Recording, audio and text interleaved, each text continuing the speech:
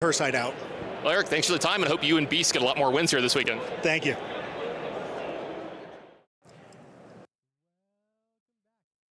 Welcome back, everyone. We're still here in Atlanta.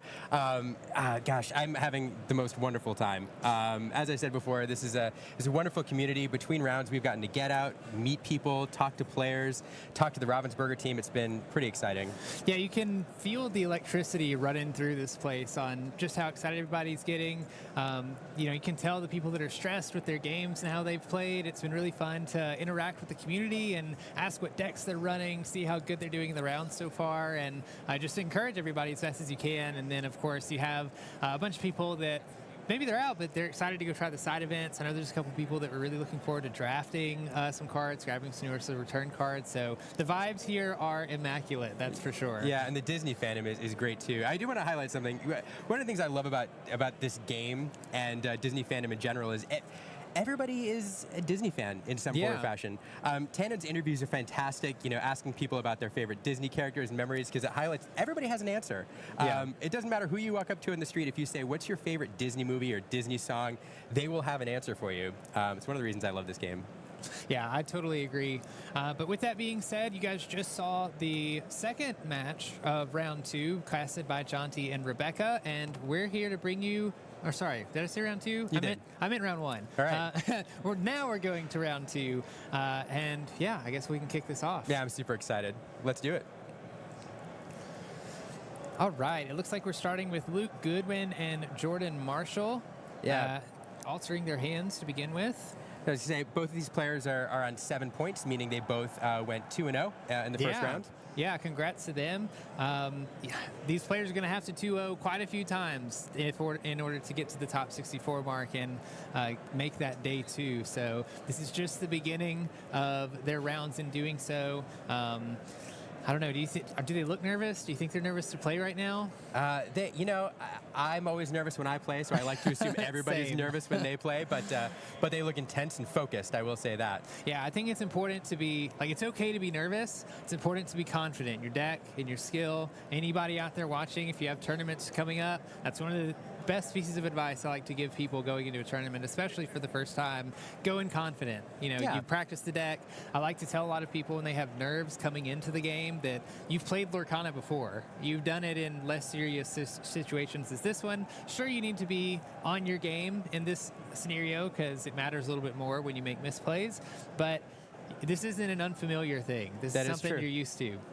That is true. I totally agree. I will say, the one reason I like to say that it's okay to be nervous or I'm nervous is because if you go into a competitive tournament, even if you're prepared, if the nerves are there, it's okay. Everybody gets nervous. You still belong there, and here we go. Absolutely. It looks like Luke is playing an Emerald Steel deck. That's a very popular deck in the format for set 3. I expect to see a lot of discard. We saw a Sudden Chill be inked there, playing into the Robin Hood. We'll see if it's the Bucky variant or if they decided to not go with Bucky and instead do the other variant of Emerald Steel, and we see Jordan open with a Lilo with Amber. I didn't see what card she inked. Did you see what it was a Stitch, a Rockstar Stitch, I believe. Okay, so we only know Amber so far. Indeed, but this deck looks to be aggressive, probably low to the ground. We'll see what else happens. Another Sudden Chill going into the Inkwell. Flynn Rider on turn 2. I love Flynn Rider as a turn 2 play. It's a card that starts questing for 2 lore immediately and forces your opponent to make tough decisions if they want to remove it by challenging. Yeah, I really like matchups like this one because just like you said, Flynn Rider is kind of an aggressive card in that you don't really want to use him to challenge anything. You want to quest with him because he's only 2 cost, he's inkable, and he has 2 lore, which is a lot of lore, especially for such a low cost character, but he has a really awesome ability that says whenever the opponent challenges Flynn Rider, they have to discard a card from hand. So Flynn Rider's coming out, being a little bit aggressive. I'm expecting the deck from Luke to be that way, a little bit aggressive in discarding and also aggressive in lore gain. But also, like you mentioned, Jordan inked a Rockstar Stitch. We saw her open with a Lilo, so it's also looking like a pretty aggressive deck, especially since we see the Simba going into the Inkwell as well right now. It's another very aggro card in Amber specifically, and it's interesting when we have these 2 aggro matchups. face off against each other, because a lot of times they both sort of ignore each other until one of them can't. And Yes. you want to be the person that's putting on the bigger pressure, and Piglet's going to do a great job at doing that, in my opinion. I agree, and one other thing worth mentioning in these aggressive matchups here is the turn one play matters quite a bit. So whoever's on the play has a little bit of an edge and kind of forces the draw player to respond a little bit. Oh, here we have the 3-cost Ursula coming down. Lilo getting removed by the Robin Hood. For those unfamiliar, Ursula, Deceiver of All, is a fantastic card that came out in set 3. It allows you to sing songs twice. So if you sing a song with Ursula, you can then sing that song again, putting that card on the bottom of your deck, allowing you to get maximum value out of a single card. Yeah, that's a pretty scary card to see Luke play, to be honest with you, because he's playing Steel along with Emerald, which means he likely has cards like Let the Storm Rage On and Strength of a Raging Fire that he can sing with Ursula, because they're both 3-cost songs, and both of those songs deal damage. Let the Storm Rage On also lets you draw a card, and it looks like the Amber player is like, they have really weak characters. Jordan has really weak characters. So if Ursula is able to sing Let the Storm Rage On or Strength of Raging Fire, singing it twice means Luke's going to be able to take out or banish 2 of Jordan's characters and put her way behind. And here it comes, just as you suggested, Brandon, you called it. And the other benefit of Let the Storm Rage On is not only you're removing 2 characters, but that's netting you 2 cards. You get to draw 2 cards off Let the Storm Rage On when it's sung twice. So fantastic play. Here's the Robin Hood shift, banishing the Piglet, and Luke in full control of the board at this point. Yeah, Luke did a great sequence there, getting rid of Jordan's characters with both Lilo and the Piglet. When he shifted Robin Hood to challenge Piglet, Robin Hood actually gains 2 lore if he banishes a character in a challenge, which is a really good ability in this game, because usually a character can only challenge or quest. They usually don't have the option to do both. And when you're challenging, you're not progressing your win condition. You're not gaining that lore. The goal of the game is to get to 20 lore. You can challenge as much as you want, but it's not going to win you the game. That's not the case with Robin Hood. You can do both. You can improve your board state while progressing your win condition. So a very strong turn 3 from Luke, or turn 4. Yeah, I think that was turn 4 from Luke here, and we'll see if Jordan can come back. Yeah, I will highlight, this is a tough matchup, as you kind of suggested, for the aggressive deck here. A lot of low-cost cards, low-cost characters that are easily removed by Steel's removal cards, and it appears that Luke's running quite a few of them. So we do have our first location on the board. Locations were a new card that was introduced in set 3. I was very excited because now not only do we have our favorite Disney characters in the game, our favorite Disney songs in the game, but we can see our favorite Disney locations in the game, like Pride Rock here, or the Pride Lands. So locations work similar to characters in that they come onto the board and they stay in play, but they gain lore passively once each turn at the start of the turn. You don't need to quest with them. And then many of them also have static abilities. You can also move characters to locations, which oftentimes give you some sort of benefit with the cost associated with moving that character there. So this is the first one we've seen. And if those unfamiliar, that's what they do. Yeah, I was really excited to see those iconic locations, just like you said. Everybody knows what Pride Rock is. If you've ever watched Lion King, if you haven't, you should really go watch it. Of course. It's a great movie. Indeed. But you mentioned the removal that Luke is playing, and he seems to be playing a lot of it. There was 2 Let the Storm Rage On that he was able to sing with Ursula, and that's really putting Jordan behind here, being able to sing that song twice, remove the characters that Jordan's trying to play, and as long as that Ursula Deceiver of All stays on the board, it's going to be really difficult for Jordan to get back, because Luke at any time can sing those cards for basically double the value. And Ursula is almost a necessary, it's the first thing Jordan has to remove, and Luke is doing a really good job at getting rid of it. You could say that the storm is certainly raging on. For Luke. Yeah. Well put. And while we were talking earlier, Luke, we have to highlight, played a beast of a card, Beast Tragic Hero, one of the most popular cards in set 2, and as we're saying it, that's the game. You know, we'll talk more about Beast later, because I'm sure we'll see it again, but fantastic card, and Luke taking game 1 there. Yeah, I mean, I think that just goes to show you just how strong Ursula Deceiver of All is. Like you mentioned, locations came in set 3 into the Inklands, and so did Ursula Deceiver of All. She was one of the legendaries in Emerald and came out of the gate running or swimming, maybe, just because of how strong it is to be able to play 2 songs for once, for free, basically. It's already really strong that you can sing a song for free and not have to pay the ink cost, because then you can play all your other stuff with the ink that you saved. But to be able to do that twice is, I mean, it's value town at that point. And in this case, Luke using it to take care of a few unfortunate souls on the other side of the board. Yes, absolutely. So that was a really quick game one. Maybe game two is going to be a little bit faster. We'll see. These are two very fast decks, but I'm excited to find out. All right, me too. Let's move on into game two. If I remember correctly, I believe Luke went first in game one. I think he played the Robin Hood on turn one. I think that's right. So I think Jordan should be going first in this one. And as you mentioned during the first game, going first in some of these matchups can be really strong, especially when you're playing a more aggressive deck. The thing that I would be looking out for for Jordan is that Ursula Deceiver of All. Maybe try to find some answers to get rid of her. The issue with that is there's also another Ursula card, Ursula Deceiver, that would be an Emerald, and we didn't see in game one with Luke's deck, but I assume we would see it in game two. Why don't you explain Ursula Deceiver and why that might be difficult? That is true. Ursula Deceiver, not to be confused with Deceiver of All, is a 2-cost card. When you play her, you get to look at your opponent's hand, and then you can pick a song card from that hand and banish it or send it to your opponent's discard pile. So very on flavor, Ursula coming in and snagging your song and sending it away. I love the flavor in this game, and that's one of my favorites.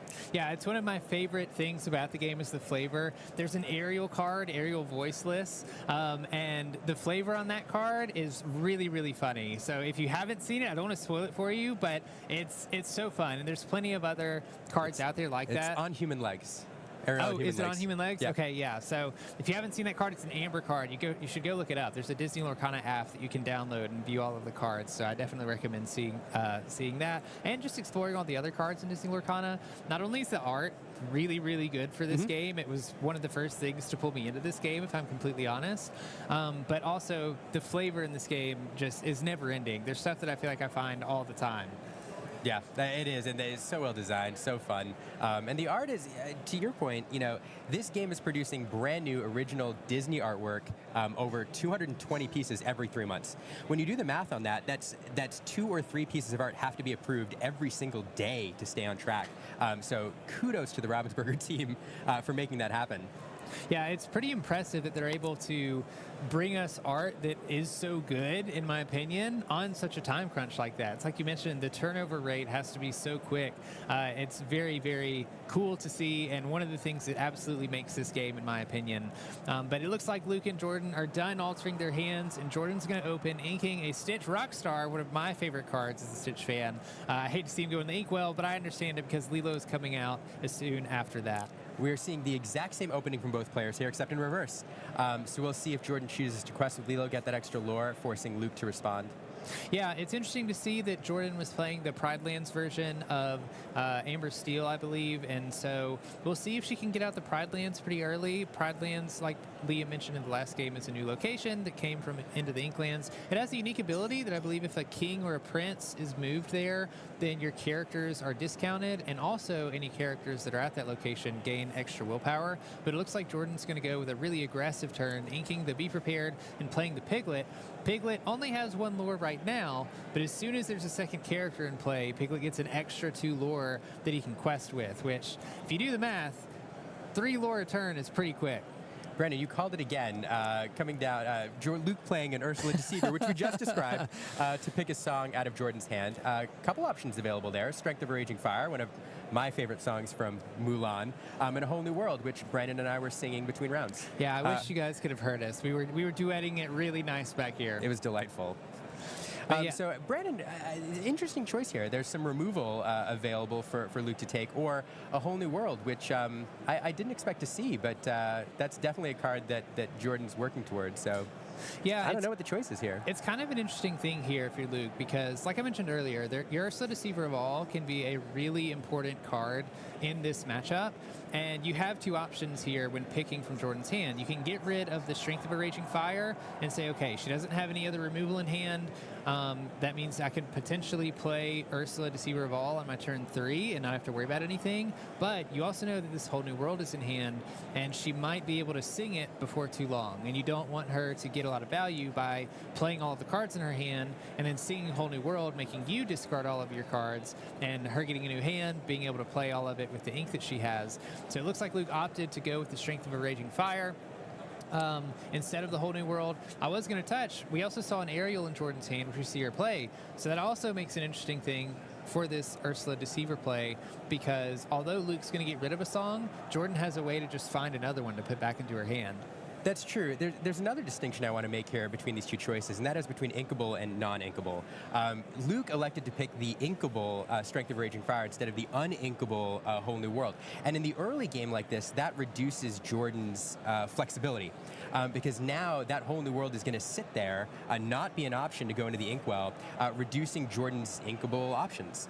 So something else you want to think about in the early game when you're deciding what to make your opponent discard. Yeah, and I think Luke has an interesting decision to make here. I can't see what's in his hand, but that aerial does have Singer 5. And so if Luke can't get rid of the aerial this turn, then Jordan is going to be able to sing Whole New World if she wants to with aerial on the next turn. We do see the shift Robin Hood. We'll see if Luke has anything to sing. Okay, so he's going to opt for singing the Let the Storm Rage On, getting rid of the Piglet. Piglet, like I mentioned, can be a really aggressive card, gaining a lot of lore when there's when there's 2 or more characters on the side of the board, the player's side of the board that's playing Piglet. And Luke says, I want to slow you down a little bit. I'm going to shift this Robin Hood. Now I have a 5-cost Singer Bion. I also have a character that's going to gain me lore when I'm challenging. So I know you're an aggressive deck. I know you want to be questing as much as you can, Jordan. And I'm going to make that really hard for you. And net a card in the process. Yeah. Sometimes you see, it's Let the Storm Rage On, talking about inkables and non-inkables again. It's a card that's not inkable. So sometimes if you have few options, you want to use that card to try to draw into something that you can use. Yeah, absolutely. We'll see what Jordan plays here. Another aerial. I think she had to draw into that one. But that's one of the strongest cards in an Amber deck like this, especially one that wants to be really aggressive. You can play aerial to keep your hand full of songs and answers. And so we saw her draw into the next one. And also being an aggressive deck, you're playing a lot of cards. So you want to be able to refill your hand as best as you can while putting a bunch of cards on the board so that you can get to 20 as fast as possible. It looks like Jordan wants to look at Luke's hand to see what he's working with. He says, I know you have necessities. Deceiver, but I have the bare necessities. Yeah, exactly. And unfortunately, Luke doesn't have any non-character cards in hand, but Jordan did get a peek of what might be coming. That is true. A couple cards there. Fun one, Cloud Kicker. Great card we saw come out in set 3, allowing you to bounce or return one of your opponent's characters to their hand that's strength 2 or less. But I wanted to highlight it because that's a removal option that's available to Luke, but not terribly palatable when your opponent has cards that give you an advantage when they come into play. So using Kit to send arrows back into Jordan's hand is not a feel-good move. No, it's certainly not something that I think Luke wants to do. You definitely don't want to give Jordan another opportunity to search for songs or answers into her deck. So I don't imagine we'll be seeing a Kit. We also saw a Friar Tuck in hand, and Friar Tuck, when played, makes the person who has the most cards in their hand discard a card. So sometimes the card's really good when your opponent has a bunch of cards in hand. Sometimes it's not. We do see Luke play the Cloud Kicker, though, bouncing the aerial back to hand, and Luke's going to go ahead and empty his hand by inking a card and playing the Robin Hood. I think he knows that Jordan's holding on to that Whole New World, and he's saying, look, I have board advantage right now. I have characters on board that can start questing. You can play that Whole New World if you want to. You're going to have to ink a card and spend all of your ink this turn just to refill both of our hands. So that's why that's such a crucial play. It's a great point, Brandon, because if Jordan's able to sing Whole New World with Ariel, who's Singer 5, and then immediately be able to play things to the board, that's great. Forcing Jordan to play that card with ink and then allowing Luke to then respond and build a bigger board state with the cards he just drew off a Whole New World, not as good. No, and it actually looks like that didn't come to bite Luke too bad. I believe when Jordan played the aerial again, Jordan didn't find any songs in the top 4 card of her deck, so that may not have even been an option. He's going to get rid of the Singer, also knowing again that she has that Whole New World in hand. One of the things that I love the most about this game, I don't know if you do this, Liam, I like to think of the characters that I'm singing songs with actually singing the songs. Those songs? Oh, because so sometimes good. you've got some really funny interactions. Ariel singing Whole New World makes sense. That's pretty, Ariel has a fantastic voice. I can absolutely see her singing that. But sometimes you have some really silly options. Like Robin Hood singing Along Came Zeus. Yeah, exactly. 2 IPs that are totally different from each other. But it's just a fun part of the game. That I do find that amusing. Yeah, exactly. That's a deep pun. But yeah, it looks like Luke still has control of the board. I don't think Jordan's working with very many cards in hand. Luke's doing a fantastic job at making sure that Jordan doesn't have the ability to sing Whole New World for free. So if she wants to play it, then she has to spend all of her ink. She actually has to ink a card and then spend all of her ink. And critically, that Benja coming down there puts Luke, I think, at 8 lore on the table, which means he has a winning board state there, able to close out the game next turn unless Jordan can respond and remove something. Yeah, I think the only thing that might stop Luke from winning next game would be a grab your sword from Jordan, but I'm not even sure that she would have the ink to play it because we do know that one of the cards in her hand is a Whole New World, and she does finally ink a card and spend the 5 ink to play Whole New World. Definitely not ideal, but you got to work with something. You got to say, all right, this isn't ideal, but I got to refill my hand and hope for something. 2 more lore going up to 5, and we'll pass the turn here. And Luke saying, I think that's it. I've got the lore, the handshake to close out the game, and there it is. Yeah, so looks like that was another quick game 2, but to be honest, you love to see the sportsmanship, the handshake there at the very end of the game. That's kind of what happens when you get 2 relatively quick decks. Yeah, I mean, both of them are racing. I think, again, this is another tough matchup. Steel has a lot of removal in the early game. A lot of cards that can deal with your board, get rid of your smaller characters. And so with an aggressive deck that's a little low to the ground in the early game, it can be a challenge. Jordan gave it a good go, but a tough matchup.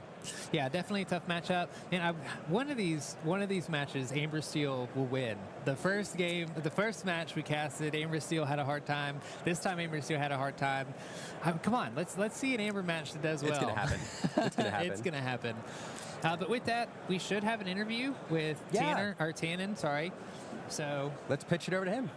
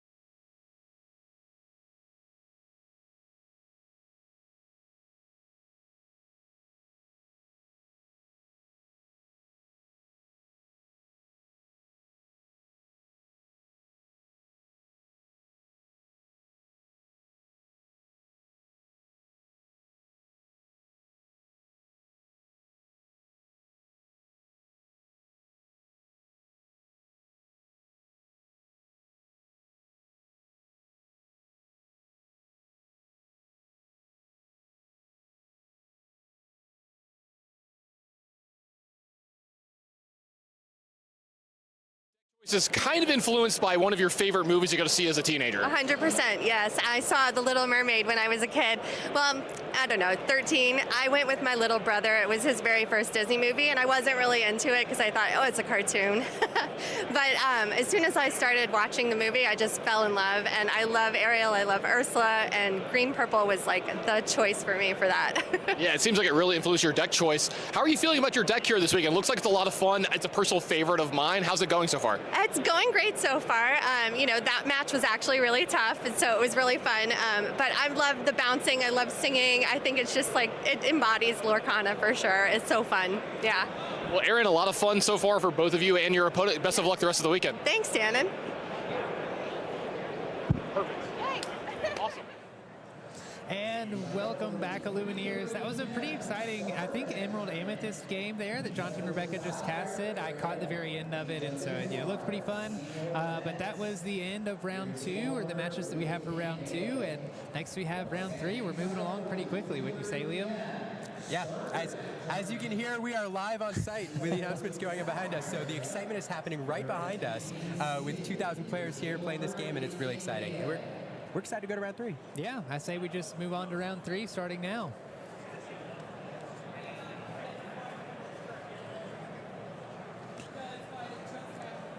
Oh, okay. I recognize one of these people. Do you recognize who's that, Brandon? So, I'm not going to try to pronounce his name because I'm not sure how. He usually goes by Savage. He's on the left, player 1 versus Chris Buku, it looks like. Savage is a very well-known TCG player in the community, so excited to see him on the broadcast table. Not surprised at all to see Sapphire being played. That's a deck that he likes to run a lot. He pilots it a lot. Oh, what's he playing with? Ruby or Steel usually? If I had to guess, Ruby. That's normally what he plays it with. So we'll see in a second if that's true. He may have a little bit of trouble here, though, because it looks like Chris is playing some version of Amethyst. If it's an Emerald Amethyst list, Ruby Sapphire, it's not the best matchup for Emerald Amethyst. If that is the matchup, I'm very excited because I do love Emerald Amethyst, and I do love it into this matchup, and I love seeing it piloted and try to get underneath what Ruby Sapphire is trying to do. Savage then is great opening for him. You know, first turn Popsicle, second turn into the one jump ahead, allowing him to ramp and gain more resources, exactly what he wants to be doing. So this is kind of the ideal game plan right out the gate for him. Chris with the first turn Pascal, also kind of what he wants to be doing. Pascal gains evasive if there's any other characters on the board, so you play him on turn 1, and turn 2 you can usually put somebody out, give him a little bit of protection. Yeah, I think it's very crucial, like you mentioned, that Savage starts to ramp as fast as he can, especially once you see that there's a really aggressive deck that you're playing against. Ruby Sapphire really needs to ramp to Madame Medusas and their Be Prepared as fast as possible, because if Chris gets too much of a board built and gets too much lore too fast, Amethyst has a really interesting card that they can play that gains them lore immediately and can close out those games. And of course, I'm talking about the famous, or maybe infamous, Merlin Goat. The Goat. The way I like to think about this matchup here, if we are, I don't think we've verified that we have Emerald. Have we seen that second color yet, Brandon? I haven't caught it if he has done it. I've been looking at Chris. Actually, you know what? I just caught sight of a Benja. Okay. So we're looking at an Amethyst Steel deck here, which, gosh, what an interesting color pairing. Yeah, so it is interesting. There's quite a few different versions of Amethyst Steel that this could be. By the looks of it, if I had to guess, I think it would be a Madame Mim Merlin bounce version of Amethyst Steel. I really like this version of Amethyst Steel because it's a bit more mid-range, and you can usually either play really aggressively when you need to, or you can play a little bit more control because you have that steel removal. And steel is a great mid-range ink that has lots of damage removal actions, like Along Came Zeus, Let the Storm Rage On, Strength of a Raging Fire. So you can use that to sort of keep your opponent at bay while you play out a bunch of characters and quest with them and keep them safe. Not only can you do that with Steel, but Amethyst has this Madame Mim package. You see Madame Mim Fox. We also just saw Madame Mim Snake on the board earlier that allows you to, when you play the card, you have to return a card back to your hand, or those Madame Mims get banished. So you can quest with your characters, and then instead of leaving them exerted and vulnerable, you can bounce them back to your hand so that the opponent can't challenge them. Right, and here we see Bell coming down on the board. Bell is a card which allows you to ink an extra card from your hand per turn, allowing you to ramp. And then crucially, when you get to 10 ink on the board, Bell gains an additional 4 lore. For a total of 5, allowing you to close out the game quickly. So we can tell that's one of the end game scenarios that Savage is looking for here. Yeah, Savage has a lot going on here. Honestly, he has a really great opening. He has the Hiram Flaversham opening, the engine going. Hiram Flaversham, for those that don't know, when he's played and when he quests, he can banish an item of yours, and then you draw 2 cards. And so we saw Savage play the Popsicle, which draws a card when played, and then when you play the Hiram, you can also get rid of the Popsicle and draw 2 more cards. You can just continue to draw cards, find those answers, find things to ink, and then like you mentioned, there's also some ramping that he's done. So not only is he building up a ton of ink, especially compared to Chris, we see it looks like he only has 3 ink in his inkwell compared to Savage's, it looks like 7 in his inkwell at this point. But he's drawing further into his deck so that he can find cards that answer Chris's board state also. Yeah, one thing I want to highlight with Bell, it's really interesting that Bell's in this build, and it's important for one particular reason, as well highlight. Chris, knows this deck. He knows what it's trying to do. He knows that oftentimes Lucky Dimes are a finisher in this deck. So he's got a Benja there. I'm willing to bet he's thinking about wait with the Benja, wait for the Lucky Dime to come out, try to interrupt my opponent's win condition here. And so Bell being an alternate finisher in this deck as a way to gain lore quickly is interesting and important. Yeah, I mean, you named it right there. The end goal for Ruby Sapphire is that Lucky Dime, and I think you're absolutely correct that Chris is going to need to hold on to one of those benches if he can to get rid of the Lucky Dime, because Sapphire can go from 0 lore to 20 lore. They can go from 0 to hero really quickly. Speaking of which, here comes the Benza getting rid of the card draw engine. So that's another interesting note. Flaversham obviously allowing you to draw multiple cards a turn off of your items. Bell is a great card to ramp, but unfortunately you're doing it from your hand. And so Flaversham allowing you to draw those extra cards to then ink with Bell is kind of an important engine. And so Chris looking to interrupt that, but unfortunately a second Popsicle available. They always have it. They always have it. Allowing Flaversham to do his thing. There he goes. Eat the Popsicle.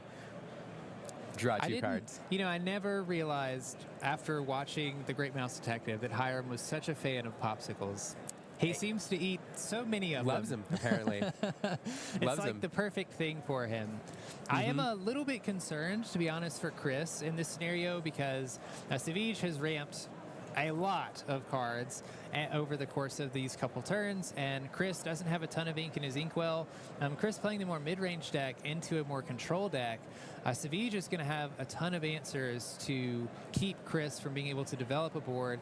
Chris really needs options to start gaining lore, either through his characters currently or in some other fashion like Merlin Goat or, say, a spell book or something like that, because Chris only has 2 lore right now, and like we mentioned earlier with the Lucky Diamond with Bell, as soon as Bell meets the effect that she has of having 10 ink in the inkwell, yeah, Lucky Dime can be crazy, because since she's already in play, Savage could play a Lucky Dime, quest with Bell if he wanted to, and use Lucky Dime on Bell to gain 10 lore in a single turn. Or he can keep Bell readied if he doesn't think that Chris can answer the Bell and just gain 5 lore turn after turn.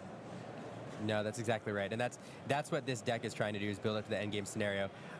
As you suggested, I do think Chris is a little behind here where he would like to be, and the way I like to think of these Merlin bounce decks is really kind of a 2-phase game, and I think you see the same with Emerald Amethyst, and I think the same holds true for this Amethyst Steel deck, where in the first part of the game against a control deck, you want to play very aggressively and try to get over 10 lore. 10, 12 lore.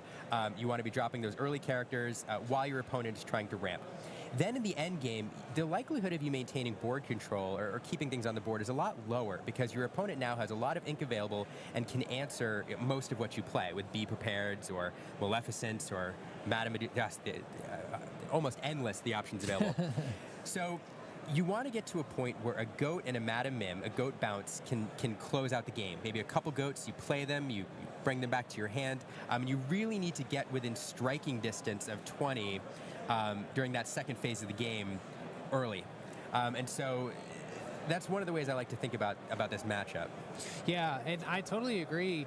Although I really like this play from Chris, playing the Pinocchio that allows him to choose one of Savij's characters to exert. He has to exert the card, and then challenge. He challenged into Bell with Madam M. Fox, getting rid of the Bell. We've already seen one Bell go into at least one Bell going to Savij's Inkwell. So Savij needs to find the others to get some of those large 5 lure quests off or hits with Lucky Dime that we've been talking about. But Chris having to react to Savij's board isn't exactly where he wants to be for the reasons that you just said. You want to get into striking distance of 20 lore so that once the Ruby Sapphire deck really takes off and they have all the Madame Medusas and Be Prepareds and Mauis and every other answer that they have available to them, you're able to get around that in a way through cards like Merlin Goat that can gain a lore as soon as it's played and then leaves play, hopefully comboed with other cards like Madam M. Fox or Madam M. Snake that can hopefully help you keep control of the board so that things don't just run away from the Ruby Sapphire angle either. That's right. And, you know, Chris did a decent job of gaining a bit of board control there. Of course, the Maleficent coming down, making things a little more difficult and intimidating. And then the Hiram taking out the Fox. So Savij trying to get some of that board control back. Chris still has plenty of cards in hand, though. He can keep playing some things on board, you know, trying to push the lower totals a little bit. And until Savij really gets that card draw engine going with Tamatoa, it feels like he's still in the game a bit. Yeah, I definitely think there's a way that Chris can continue to put pressure. One of the things that I like that he's done is he hasn't just completely emptied his hand. Savij very quickly got to a point where Be Prepared can be played or sung, and the last thing you want to do is play all of your characters in your hand onto the board and then have Savij play Be Prepared, and it's all wiped away. Now you don't have any characters in your hand. So I think Chris is going to have to play a really a balanced game of playing threats, getting things out there, gaining a little bit of lore here and there, and hopefully getting to 20 pretty soon, because I have to imagine that as much as Savij has been drawing and been filtering through his deck, through cards like Grimmatala, that he's getting closer and closer to those bells, and he's getting closer and closer to those Tamatoas and Lucky Dimes that are going to be able to finish the game in 1 or 2 turns, potentially. No, that's absolutely right. Yeah, that's a great point. Oh, here we have the Flowerstrom coming down, getting the card draw engine like going the again. second or third Flowerstrom, I think. And so every time one goes to the discard pile, you know, if you're playing against one of these decks, you breathe a little easier, and then you see one come out again, and you're like, oh gosh. There's a great point about the Be Prepared, though, Brandon. Anytime you know that a Be Prepared is available, your opponent's playing Ruby, they're on 7 ink, and they've had a few turns to perhaps draw into one, it becomes this game of trying to make your opponent play the Be Prepared on your terms. So you're getting just enough on the board to apply pressure, making that a palatable option where your opponent wants to play it, but then you've still got enough in your hand to kind of close out the game. So you're just putting a little bit more lore, and trying to draw it out so that then you can, you know, extend yourself a little bit afterwards.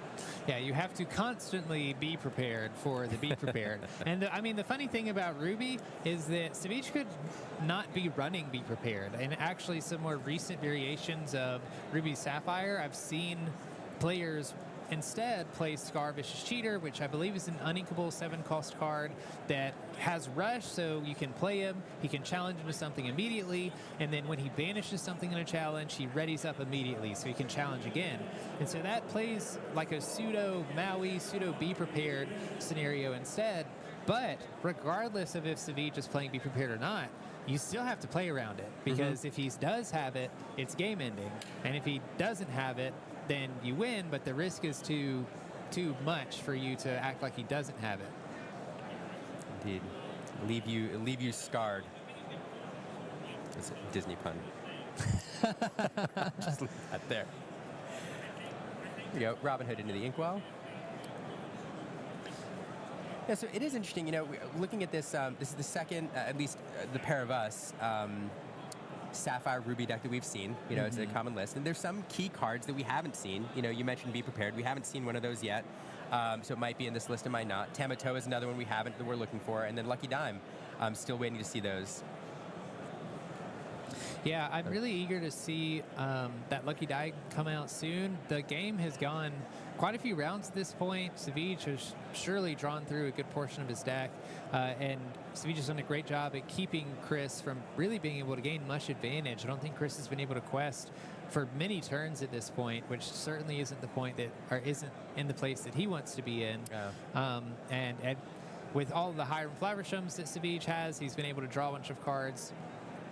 So I have to imagine that some of those game enders like Tamatoa, like Bell that we mentioned before, and then of course pairing it with Lucky Dime, have to be somewhere. And there's the Tamatoa right there. Savage is going to be able to bring an item back from his discard pile, and he should have enough ink to play the Popsicle.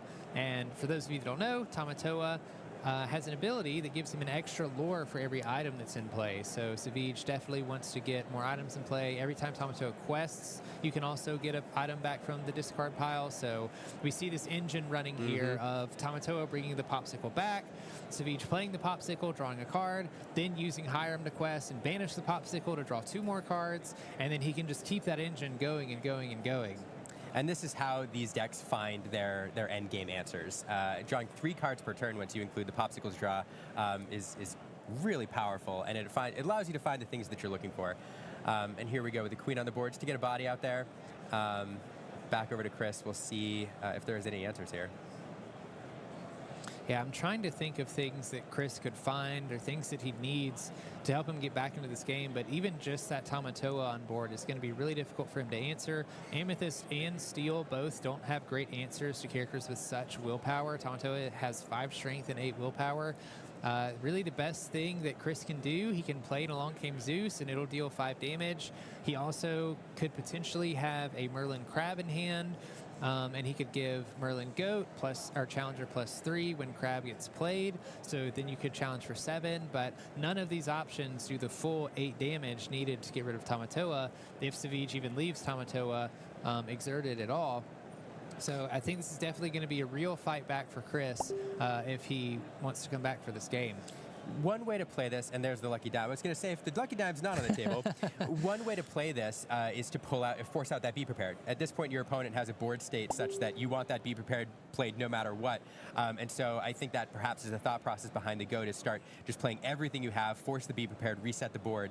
But the Lucky Dime changes the calculus a bit, because now you can gain, not only does the Lucky Dime allow you to double up on a character's lore, but it allows you to gain lore off a character the turn it's played, rather than having to wait for a quest. So a Bell being played at this point allows you to gain 5 lore immediately by activating the Dime. Yeah, I mean, what Savage has going on here with Ruby Sapphire is about as well oiled as this machine is going to get. We have the Hiram engine running, we have the Tamatoa engine running, and the Lucky Dimes in play. The Fishbone Quill is being played also. I'm not sure if Chris is running a whole new world in his Steel deck. Maybe not. Amethyst has plenty of draw potential, but even if Chris gets to play a whole new world, Savage has the Fishbone Quill to ink extra cards that are inkable or uninkable in his hand. And of course, every extra item that gets played on board, Tamatoa gains an extra lore. And so you can quest the Tamatoa because you know he's going to be really difficult to banish for Chris, and you can use the Lucky Dime on Tamatoa to double up on that large lore count that Tamatoa is going to have. Yeah, indeed. I don't think we have, I have to do quick math here on that Tamatoa doubling up, but I don't think we have a game-winning state yet, but we're getting pretty close. Yeah, we can't be far off, and this is really where the Sapphire deck shines, and you can see how after a slow build across the entire game, they usually like to end the game very quickly. It's true. Robin Hood being shifted here. Challenging the Queen.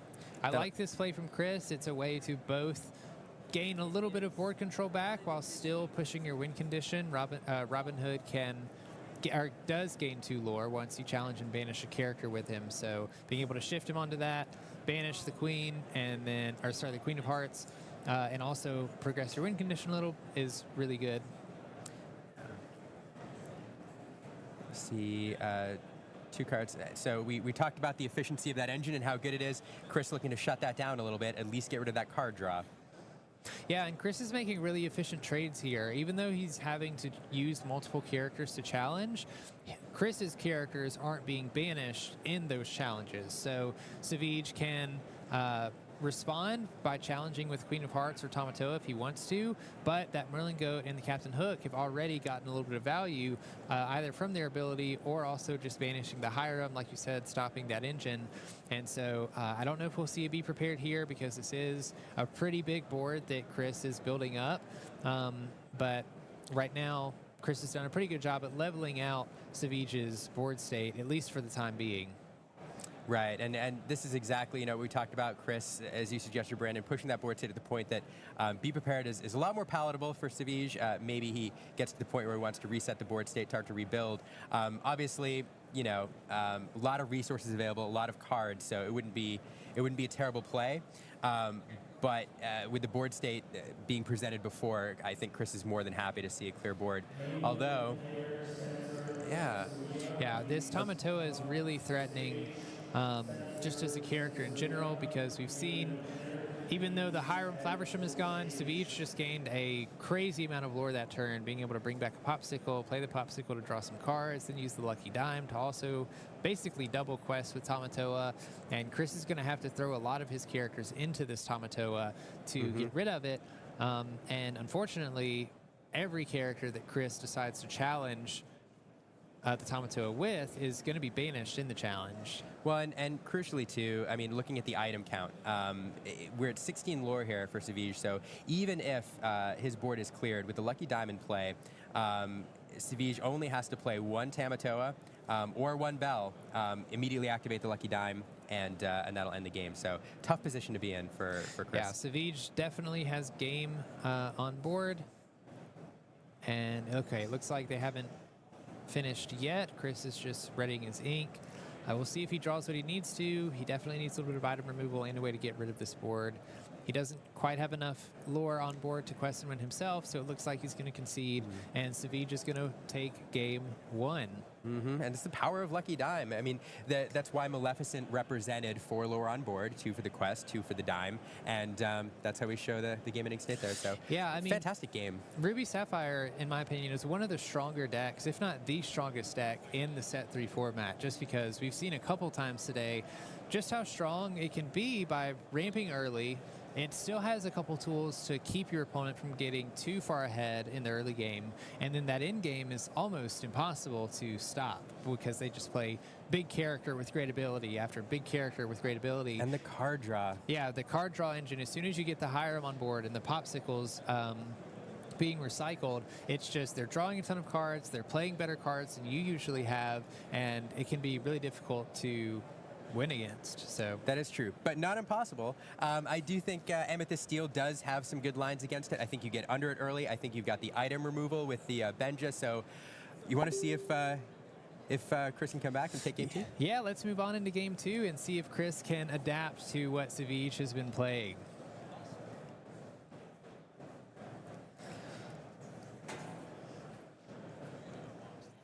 All right, it looks like both players have just finished altering, and they'll cut each other's decks and shuffle up before starting. Do you remember who was on the play? I was about to say I don't think I caught who was on the play during game 1, so I don't know who's going to go first this time. Well, it looks like it's going to be Chris. It's Chris inking a smash into a Robin Hood. So Liam, if you're Chris here, what's your game plan? What are you trying to do now that you've seen Savage play his deck one game? You know what you're up against. I'm trying to gain lore fast. I'm trying, and this is exactly what you want to do. Smee on turn 2 is a fantastic play, unless it's dealt with by the time it removes itself. Because Smee, unless there's a captain on the board, will take 1 damage at the end of every turn if it's exerted. It allows you to scoop up, quite a bit of lore before he's gone. So this is exactly right. Get a lot of lore on the board early. Push the lore total to about 10, 12, where the goats can push you over the top in the late game. That's really where you need to get to. Yeah, because as we see with that turn 2 play from Savage, he may have not had a Queen of Hearts in hand, but even if he did, he decided to play 1 jump ahead instead of challenging and banishing the Robin Hood with the Rush character, just so that he can gain a little bit of ink, he can ramp a little bit, and so Chris is taking full advantage of this, saying, yep, I'm going to play out as many characters as I can with as much lore as I can, playing the Benja on turn 3 that also has 2 lore, and we're just going to quest with them every turn as fast as we can, getting to hopefully that breaking point that you mentioned in game 1, where all it's going to take is a couple Merlin Go goats and a couple Madam Mims to bounce the goat back, gaining a lore every time it enters play, and then leaves play to hopefully get you to 20. Yeah, great turn 3 play. Not only that, but shutting down the potential of the popsicle card draw on turn 4 if a Hiram was in play. But here's some more ramp with how far I'll go, allowing Jan to draw 1 card and then put 1 card into the Inkwell. Yeah, Chris is doing a really great job of going wide before Savage is getting to be prepared territory. Savage has 5 ink in his Inkwell, so that means we're probably 1 turn off of a Be Prepared, because I don't think he can both ramp this turn and play a Be Prepared after that. But he's done pretty good. And I mean, he has 5 lore on board total. I think he just quested with all of those characters, and he should be doing pretty well for himself. Or he might have sung Friends, actually. Yeah, I missed the play, but this is exactly where I want to be, pushing the lore total. I mean, I'll say it again. Against a lot of these control decks, you know, the best thing you can do is get under them, get a lot of lore early, and then hopefully have an alternate win con at the end of the game, for example, the GOAT. So here we have, what do we have? 6 lore on the board. And I think this is a great board state here for Chris. Yeah, he definitely has a ton of lore that he's presenting on board, which is in the place that he wants to be. You see he's at 9 lore currently, and he is getting close to that break point. I mean, 1 more quest with this full board, and you've got 1, 2, 3, 4, 5, 6 lore right after that, going all the way up to 15. That's definitely within striking distance of 20. Mm-hmm. And, you know, I keep talking about, like, 2 phases to this game, and the second phase, I think, really kicks in once that 7 ink threshold is met, opening up a lot of removal options. It's not just Be Prepared, but as you pointed out earlier, Brendan, the Scar, and then several other options. So, you know, Savage really looking to get there to the point where he can use that removal to gain board control, pushing the game into kind of a phase 2 state, as I like to call it. Yeah, and we see Ruby Sapphire starting to get that engine going a little bit. Savage has built up quite an Inkwell, and having the Popsicle on board, or what it was, a Shield of Virtue, it looked like, that Hiram can dismantle and let Savage draw some extra cards. Now he's getting to an Inkwell point where you can start playing a lot of those larger characters and bigger cards to start dealing with this really aggressive board that Chris has built up. Yeah, exactly. I do like where it's at with 6 lore here questing out. That'll push the lore total, I believe, to 15, which is, gosh, I mean, it's really where you want to be. What that represents is a GOAT bounce or 2 away from closing out this game. Here we see a bounce of the Smee, sending Smee back to Chris's hand. And I think the thought process here is, you know, Chris is looking at the ink total across the way. He's saying, I know next turn we're going to play, we have the potential to play Be Prepared, so I'm going to take my high lore character, send it back to my hand. It'll still draw out the Be Prepared potentially, but then I can immediately play a 2 lore character and force my opponent to respond. Yeah, I really like the replacement of that high value, high lore character with one that's a little bit less value. Madam M Snake can still, of course, challenge for a pretty good amount, especially for her cost. She only costs 2 ink and is a 3/3, so can easily go into the Hiram relatively easily. She might need a little help with a Merlin Crab to get the job done, but a lot better than having your Mr. Smee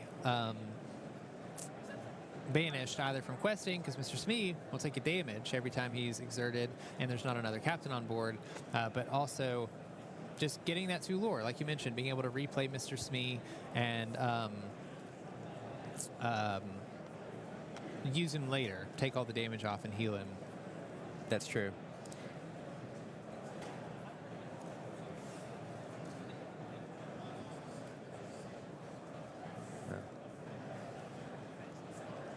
But this is, again, I mean, I'll hit it again. Chris playing phase 1 of the game perfectly.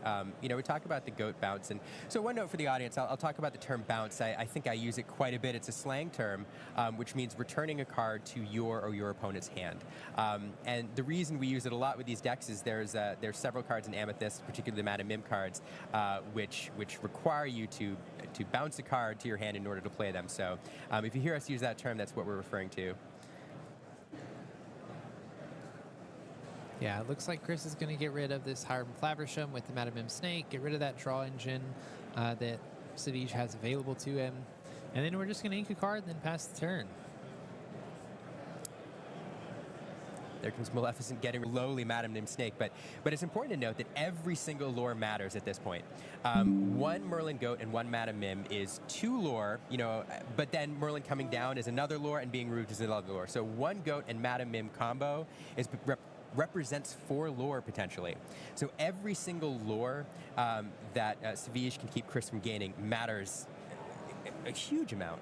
Yeah, especially because Chris has put himself in that striking distance we talked about earlier, where he is so close to winning that Savige can't risk leaving a 1 lore character on board, even though it's not inherently a very threatening character with true. only 1 lore. Normally you're okay with leaving a Madam Mim Snake on board and certainly don't want to spend 9 ink to play a Maleficent Dragon to banish it, but in this scenario, Chris being so close to win, like you mentioned with the stuff that you can do with Merlin Goat and gaining lore instantly, you can't let him gain any extra lore.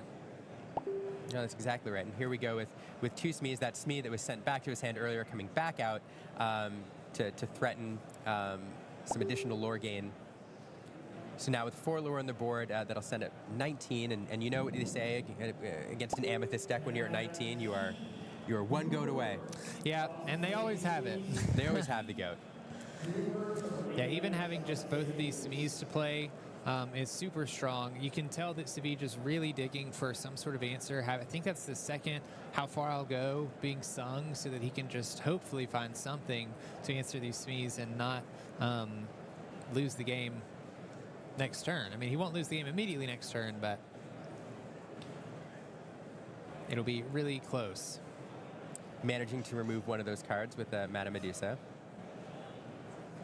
But here's, again, talking about how this deck likes to gain lore fast. Bell on the board. I haven't done the count, but it looks like we have 10 ink in the inkwell at least. So Bell now with 5 lore, able to push that lore total pretty aggressively next turn. Yeah, as crazy as it might look that Chris is at 15 lore and Savige is at 0 lore, the same thing can happen that happened last game, in that Bell can quest and you can drop a lucky dime, and now he's halfway to winning. Once again, Chris putting stuff on the board, forcing Savige to answer, questing for 2, setting up to 17, and now not only do we have to deal with the ready Smee, but we have a castle on the board to deal with. Easy enough to remove with characters on the board, but if you're challenging, you're not questing. Yeah. And so now, rather than push his lore total, Savige has to deal with the castle. Yeah, so there was actually a judge call that happened in that game. At one point, it seemed like Savige drew 2 cards off of a card where he was instead supposed to draw 1 and then put 1 into the inkwell. But luckily, we have a really great judge team. They caught it, and they fixed it by just taking a random card from Savige's hand and putting it straight into the inkwell. Yeah, it's always amazing when you have judges standing by to make these kinds of calls, and these things happen, in these competitive events. People playing fast, and yeah, we resolved the issue pretty quickly, and yeah. Yeah, luckily we can just get right back into the game. So here we are again, castle on the board and 2 Smees. Any combination of 2 of those cards will end the game. Tamatoa coming down, getting the item engine going here. Yeah, and Savige has to answer this Mr. Smee on board also this turn. Otherwise, Chris has 4 lore that he can quest with, and then at that point he'll go past 20. So I imagine Savige is going to challenge Mr. Smee.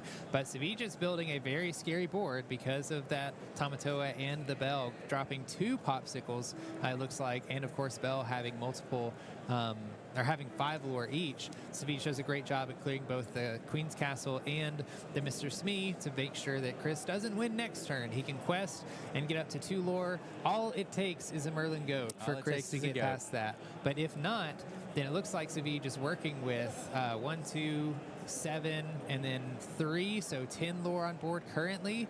A single lucky dime would do it for Savige too on the next turn. Friends from the other side, we are digging for the goat, I feel like, at this point.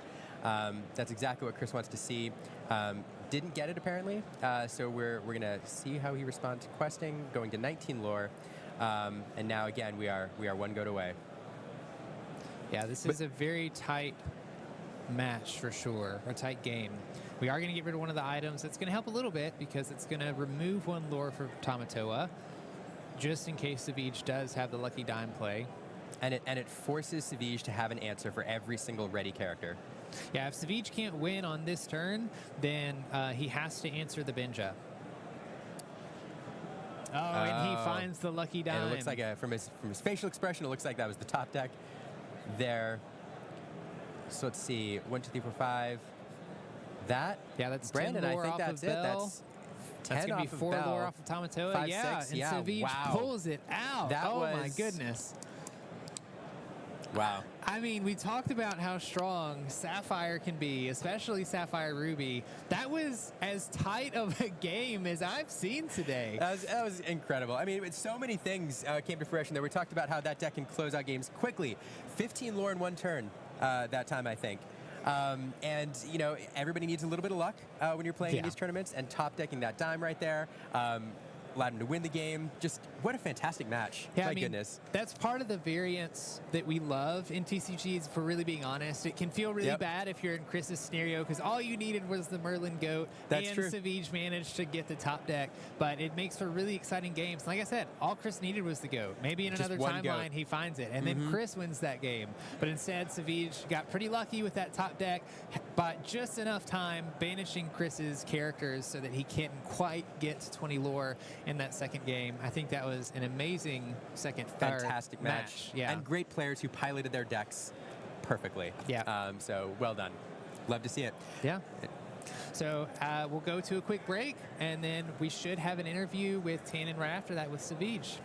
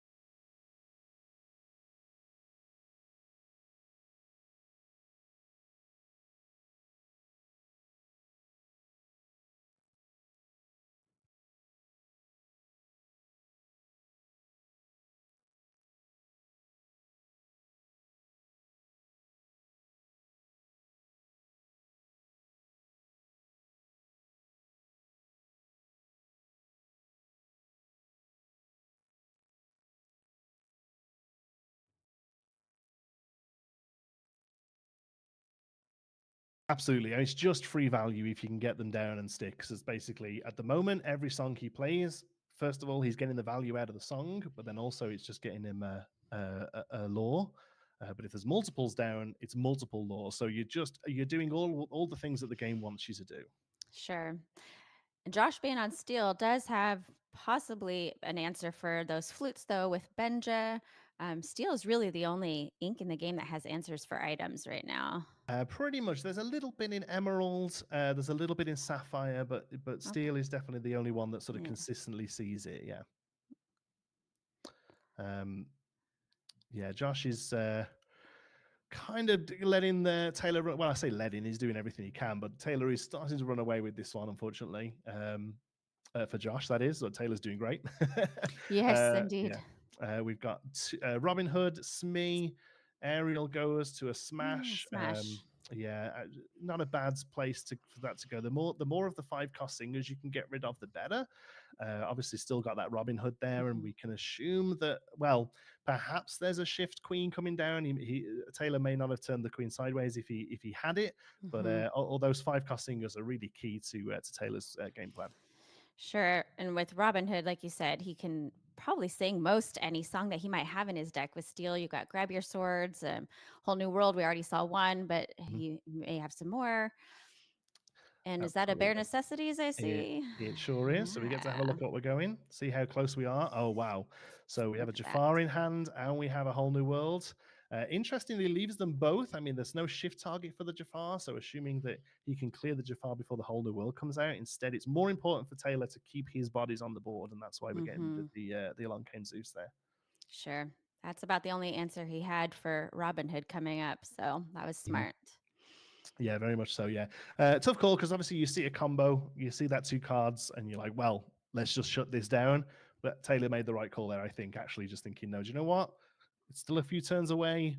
Let's instead just keep my board looking healthy. Yeah. So what do you think Josh is thinking here? Go to game 2, maybe. Right. Yeah.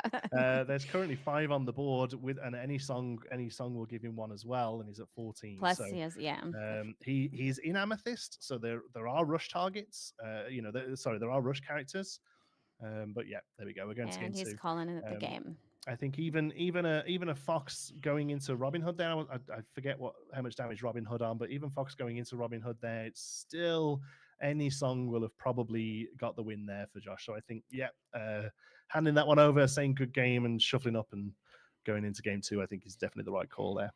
Sure. Yeah, that losing that Jafar may have hurt him, I think, a lot. Yeah, absolutely. There's one of the big, shift is very strong in this game, right? Bringing down a character and being able to use their abilities straight away is very powerful. But because of that, the shift targets are just that. They are huge targets. So a lot of pieces in the game are purely there just to get rid of them. And how often you see, a lot of them removed.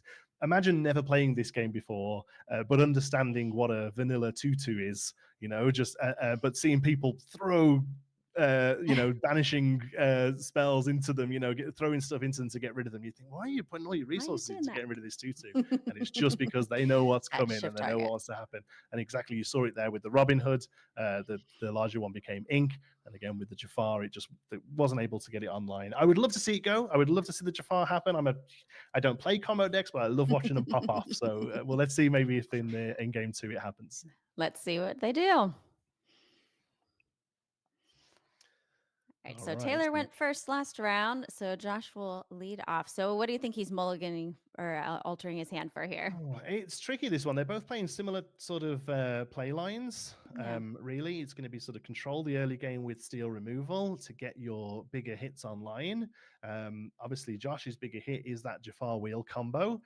Taylor is just getting the big steel bodies down. So they're both probably looking at doing similar things. But this is a bit of a prisoner's dilemma. Do you get rid of your low-cost things because you know your opponent will have the removal? Or do you keep all of your removal because you know your opponent will have low-cost things? It's a tricky one, this, really. It's not a mirror, of course, but the early game for both these decks is a little similar, honestly. Yeah. It looks like Josh actually chose to draw 7 new cards for his opening hand, so he did not have what he wanted here. Yeah, the deck runs a lot of bigger stuff and quite a few uninkables as well, and you want to see them exactly when you want to see them and not a minute earlier. You know, the Jafar 7-drop is fantastic, but on turn 1 it's ink or it's a 7-drop that's clogging your hand up. So Absolutely. sometimes you do just need to have a whole refresh and start over again. For Taylor, how do you think he's feeling now going into game 2? You've got to be happy, you know, going in with a win. Obviously, you're on the draw this time. It can affect it, but you know, the win's a win. You're always happy about it, right? Yeah. So we see a Captain Hook there from Josh, which is a great Mhm. turn 1 play for Steel, of course. Yeah, yeah, and it's. I mean, a lot of the early stuff is not going to be turning sideways. Like we said, it's the shift targets of Queen and Robin Hood, but it is going to help against a Cinderella turn 1, Hmm. which we still Which they see. see. But it's, you know, it is sort of Josh is basically saying, sing with that Cinderella and I'm banishing it. You know, like that's Captain Hook's job. He's there to Yes. banish whatever goes sideways. But for now, at least, Cinderella certainly isn't going back into him, so he can just quest and get an early lore. We see another castle go down to ink, and then a Smee come down, and we do see now the combo with Smee. Yes, Captain Hook there he is a is. captain, so as long as he's on the board, Smee won't be taking damage at the end of the turn if he's exerted. Which is some more wonderful Disney flavor with Smee needing his Captain Hook there. It's perfect, and I don't know if this is intentional or not, but Mr. Smee's art actually has 3 crabs on it. So I don't know whether those crabs are nipping at his heels and taking away from that 3 willpower each turn. I don't know. Oh, that's too funny. I had not noticed that in the art. That's great. Maybe I'm reading too much into it. I don't know. Yeah, so Taylor is definitely keeping his Cinderella safe there. He knows that Captain Hook is waiting to challenge, but he Mhm. did not have a song and he did not quest there. Yeah, it's Captain Hook is just a really great deterrent. Yeah, no question there. Assuming we're going to see the Robin Hood come down, which is, Hmm. yeah, perfectly acceptable. And then we also see a Tinkerbell. I think it might be the first one we've seen these today. Obviously, Giant Fairy still seeing a lot of play, but the shift target for it is actually seeing less. People are often quite happy to sort of hard play her on 6, but she still does a lot of value if she's coming down on 4. And Mm, because of that, we see Taylor use a Along Came Zeus there to get rid of the shift target. Good play. yes, good play. Yeah, he put a Robin Hood into his inkwell, and the cards like that, I know if one's going in the inkwell, one's coming out on the board for sure. Yeah. Yeah, so the only time you really want to get rid of your huge bombs is if it's to play another Mm, version of the huge bomb. exactly. Yeah. Josh is having a good think here. Gonna get rid of Yep. that Robin Hood. It's not, you know, a 2-for-1 trade is never great on challenges, but it's a big threat that needs to be getting rid of, especially if he wants to try and set up a combo with a Jafar. Although we did see one get inked there for a rabbit. Yeah. And I think that Josh is running low on his hand. I think he only has 2 cards in hand. I can't Mhm. quite see. Yeah, and Taylor's still pretty loaded. Josh would, even without the Jafar, Josh would probably like to see a whole new world here. Hmm. But you know, you got to play the cards you've got. Hmm. So we're taking a Strength of a Raging Fire there. Strength of a Raging Fire is a steel action that deals damage to a character equal to the number of characters you have out. So currently that would be doing 2 damage to something. Yeah, Strength of Raging Fire is a fun one. Is he playing that or is that going into his inkwell? Looks like he just grabbed that for some ink. You know, when you need ink, you need ink. Yeah. Which I love. That's another Lorcana, something unique to this game is the inkwell. So you don't have separate resource cards. Any card can potentially, as long as it has that inkwell symbol on it, can go into your inkwell. Yeah. So the idea of using cards face down as a resource isn't necessarily new to Lorcana, but The I'm ink. pretty sure the fact that some are inkable and some aren't, it's the first time I've seen that. And very often not, the uninkable cards have got really sort of strong abilities, so you can't just sort of fill your deck with them. It's gonna make you struggle. So yeah, Balances things out. definitely, yeah. So we see a Jafar there, a little steel Jafar. He gains evasive on his turn, I believe. Yes. Yeah. When it's your turn, he is evasive. So he could potentially challenge evasive characters that the opponent has. And we see a Cinderella. The Stout-hearted. Stout Heart Mhm. Cinderella. One of my favorite cards in the game. I'm not really a steel player, but I'm a huge fan of Cinderella. Again, she's just one of these awesome big steel toolbox cards. She quests well. She's got great stats. She can challenge into ready characters if you've played a song. Just does anything you need to do. It's just a big body that quests or something that's going to challenge well. Just ticks all the boxes for me. Absolutely. And that resist ability is so strong. Oh, and there's a There's big the Tinkerbell, yeah. which won't do So any damage to Cinderella, of course, because of that resist. no, I think So did he go to add one and then didn't? I think there is that what happened. I saw his hand go he to the dice, but I think he added one damage to Ariel. yeah, but there is damage Mhm. on Cinderella as well. But I think that Oh came yes, from something else. challenging The the challenging. part before. Yes. Flute online. Ah. Yeah, it's too bad he didn't have the flute down earlier. He's been doing a lot of singing, but he gets two down. So, you know. Double flute, and Ariel sings a whole new world. So Yes. Josh obviously a big fan of Whole New World, but would rather be playing it himself while his Jafar is out.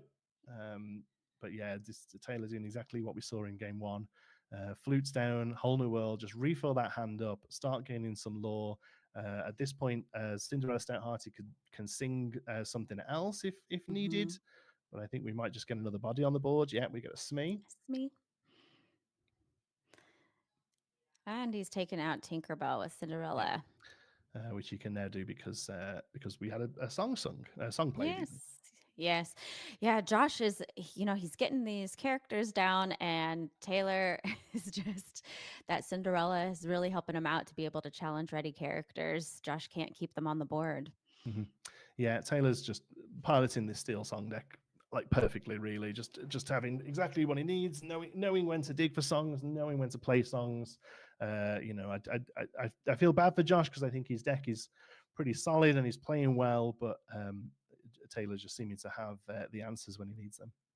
What do you think Josh is hoping for here to kind of answer what Taylor has going on?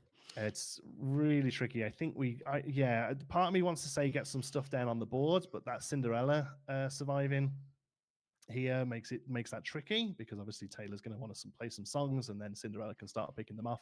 So maybe a turn off, just kind of dealing with the board a little bit is what's needed. We see a Robin Hood and a little Tink come down. Hmm. One of the first ever Lorcana cards a lot of people will have gotten their hands on. I think that Tiny Tactician Tinkerbell, because she was The the Tinkerbell. original promo, the very first promo that ever Oh, went out, that stores were able to give out to people. So there will be some people out here that were handed one of those before they grabbed a starter deck. So that's amazing. for some people the first ever Lorcana card they got hold of, I think. Yeah, the Tinkerbell cards in this game are great. They're so fun. See a Rapunzel coming down there, healing up Hmm. Stout-Hearted, doing exactly what she needs to do, drawing 3 off it. That Rapunzel card has been strong since day one, and it's great to see her still seeing lots of play, especially in Yeah. the Steel Song deck. Yeah, definitely. Definitely seeing a little less play than originally. I'd be interested to see whether or not the Ruby stuff from set 4 that comes out and really likes to be damaged or even comes out damaged may see her get a bit more of a resurgence. But yeah, Hmm. definitely a strong card. Again, just doing a couple of great things in the game, questing well Yeah, for lore, healing, and drawing cards. It's just you can't ask for better. which is another wonderful Disney flavor with Rapunzel and her healing hair and Yes. coming into the board and healing another one of your characters, and then you get to Yeah. draw for that. It's just perfect for Rapunzel. Especially with the Ruby Mother Gothel that comes out, Oh yes. just damaged enough for Rapunzel to do a Yes. full heal on her. Taylor has a full board here. Yeah, yeah. I mean, really, just it's not something you want to sit looking opposite from. Yeah. But yeah, that Stout-Hearted just very difficult to do anything with. The Rapunzel, got a lot of value from the Rapunzel coming down, but even still now, just sticking around and questing for 2 with 5 on the willpower is really quite good actually. Yeah. Yeah. I think So he Josh is gonna. yeah, he paid the 3 ink to play Friends on the Other Side for 2 cards. Yeah, just looking for answers at this point. Robin Hood goes into Smee, not a terrible trade, and gains 2 lore from that. Yeah, I'm And not quite sure what Josh can Quest do here. for Cinderella Quest for 3, She correct? does, yes, yeah. Yes. So 5, 6, so 7. 7 lore just on the board with characters, and then 2 flutes out, meaning any song is going to gain Potentially. 2 more as well. Mhm. So he's potentially up to 16 on his next turn. So, Yeah, it's pretty big. which, leaves another turn left after that for him to take it. So Josh really needs to have some answers here. Which with Steel, he may have some songs he could play. Yeah, Oh, yeah, there's picking a up Fire the Cannons. the Robin Hood. Like, it doesn't feel like much, but at this point, you'll take what you can get, and stopping another champion of Sherwood coming down the 5-drop is, maybe that's enough. Maybe that's enough to try and keep yourself in this. But at the moment, that's Cinderella, the little one. I mean, we could even see a double stout-hearted happen here. Oh, It definitely could be on the cards. We're moving a lot of ink over. what's he doing here? We got another big Ink as Robin Sherwood. Hood in the inkwell. Again, that was tells Josh that he made the right play getting rid of the little one there, because Yes. it was just the correct play. But we see Oh, that you second were right. hearted. I know, I feel bad that I was right. Yeah, that's a huge turn there, because that's, I mean, even a third song, man, if he can sing Another flute. if he can sing something here, I don't know whether, yeah, you would sing with the Rapunzel if you could. We're going to sing A Whole New World. Whole Okay. New World. So yeah, he's giving up the 3 lore from the Cinderella there, but gaining it from the 3 flutes that are out. So we're lore neutral, I guess, this turn, and he's just got a full hand of stuff. Yes, he's given Josh a full hand of answers, perhaps, but yeah, this is that was a pretty huge turn there. Josh can take a look in Taylor's discard. I mean, I guess just to kind of see what's come out, how many more options they are. That is game knowledge. You are allowed to look at your opponent's discard at any point, and your own, of course. You just can't look at their hand unless a card says otherwise, and you can't ever look at Inkwell, either yours or your opponent's. So we see Along Came Zeus there get sung by the Rapunzel, Which is really too bad, because that Robin Hood was really helping Josh out here, and to see it goes. And then he's singing with her. He sang some songs, so he gets 3 lore off of those flutes. yeah, and then 3 off the Cinderella, The other just Cinderella. quest in there, yeah. So that's interesting. I part of me thinks I'd have probably played that a little bit more aggressively, but I think probably the right call there for Taylor to think, no, do you know what? I can't just turn everything sideways here. There's still a lot of options for Josh. Sure. So I think actually maybe dealing with the board as well, it was probably a good call. And now we're sitting on 9 ink on the board, which is enough. The Robin Hood could be shifted, which is even more. Again, any song that's sung is 3 from the flutes. So I feel like it's in the bag here for Taylor. Yeah, it seems like game. We'll see what Josh can do. He's But gonna. Got to give credit for Josh for playing it out. There's no reason not to. Yeah. Always Let's play see to your here. So 2 damage there on Rapunzel, and Smash to then finish her off. smash. Yep. Yeah, and we never ended up seeing Jafar come out. No, unfortunately, This game. a lot like that. The Beast Relentless we saw before. Sometimes you just don't see the card if you're playing a deck that revolves around it. I mean, Josh has still got a lot of answers in this deck. He's playing still just a lot of Amethyst Steel good stuff. But yeah, I'm always a big fan of seeing combo decks go off. So 6, 7. So any song here, Any or song. a shift Robin Hood, we'll take it for Taylor. Yep. We are down a flute. Benja did the best he could, but it's still probably not enough. We're questing, which makes me think there's a song in hand. Chances of there not being is pretty slim, I feel, at this point. Yep. Looks And like then he's got something coming out. There it grab your is. swords and 2 on the flute for the win for Taylor. There we go. Good So game. 2-0 for Taylor there with Steel Song. Yeah, you love to see it. Like you said, yeah, Taylor was really piloting that Steel Song deck as good as anyone could hope for, and he Yeah. was getting the cards that he needed in hand. And yeah, that was a really good show for him. That was awesome. Thank you so much for joining us, folks. We will we'll be heading off for a bit. We get a break now, so you'll be with Brandon and Liam for round 4. We'll see you in round 5. Round 5.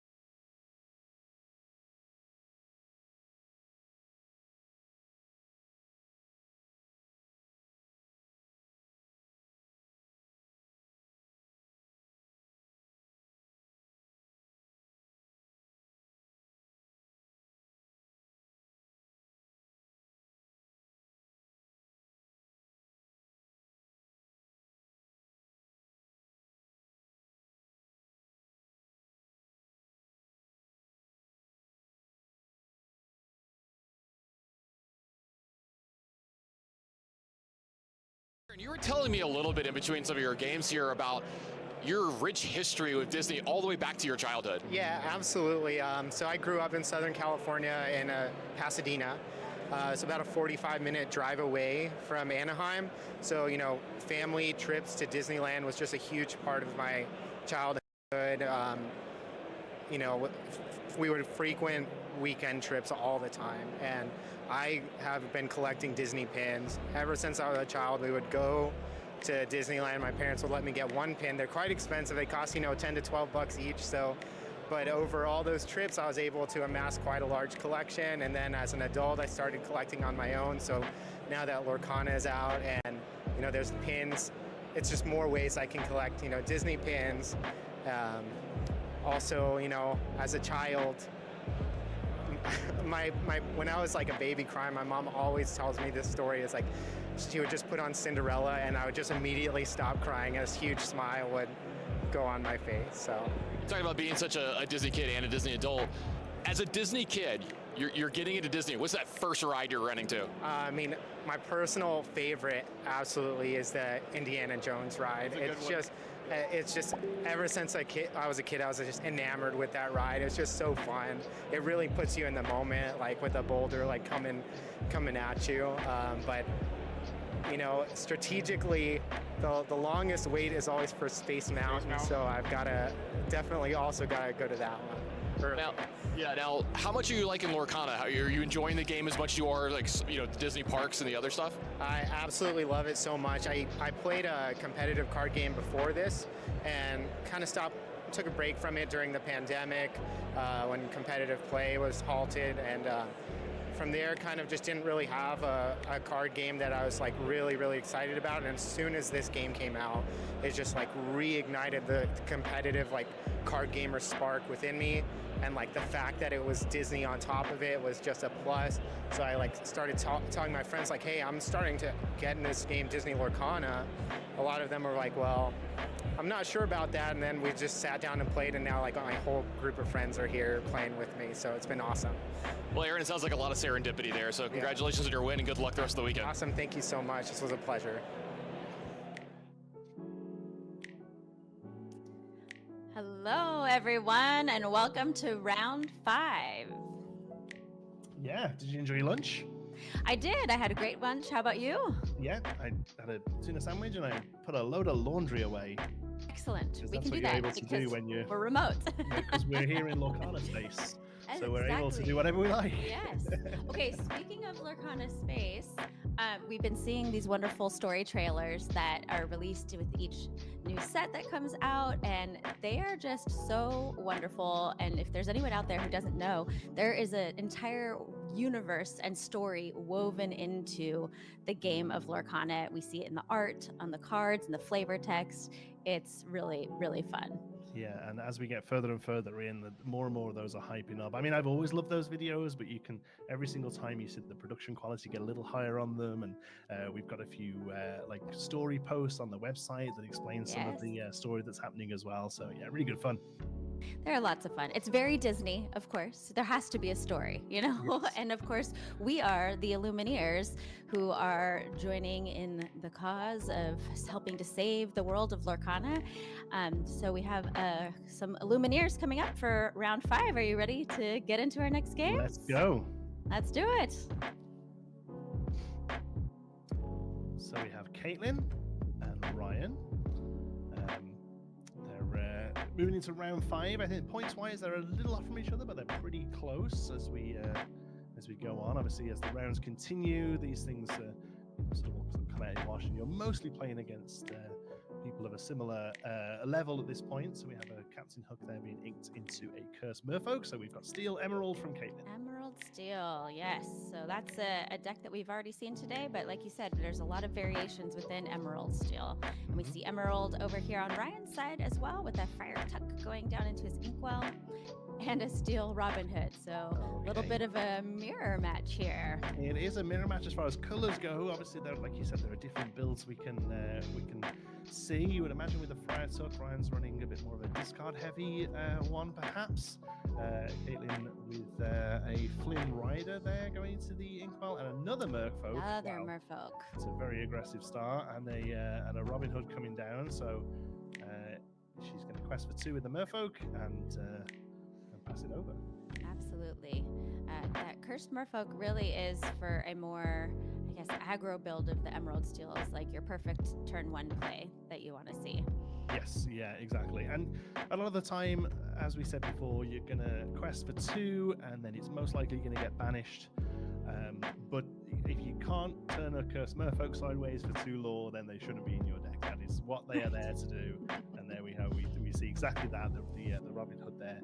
Banishing in a challenge, and Prince John getting discarded. Another Merfolk and another Robin Hood. So very, very much a mirror match at the moment. Very much so. Yeah, the Cursed Merfolk are super fun, and we even see Ursula over here on Caitlyn's side. So that's some nice flavor there with Ursula and her Cursed Merfolk on the board. Very fitting. And like you said before, if you're inking a bomb, it's because you want to play that bomb, and that's exactly what we saw here. The Ursula Deceiver of All in the Inkwell, so it's the one that can get played. Obviously, against Steel, a lot of things that can remove the Ursula here, but if she sticks, there's some really good fun stuff you can sing with her.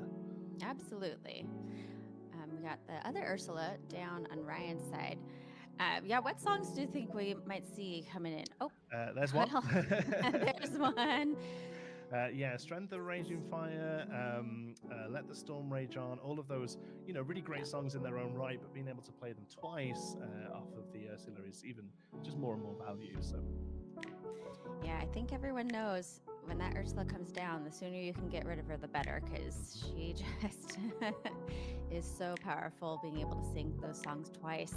We see Ryan really just not wanting those Smurfolks to stick around, and I get it. They can be a real big problem, but every single one of those you get rid of in a challenge, you are losing a card out of your hand. We see Ryan lose an Ursula there. I'm going to assume it's just that he didn't have a song for her to sing, but I think he's like pretty low on cards now in hand because of those Merfolks, so putting the work in early.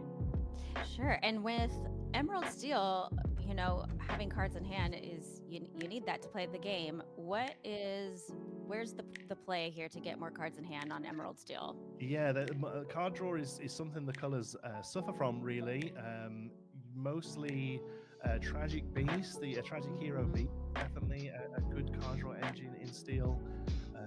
Emerald doesn't really have much of it at all. There is a song in Emerald that lets you draw 2 and discard 1.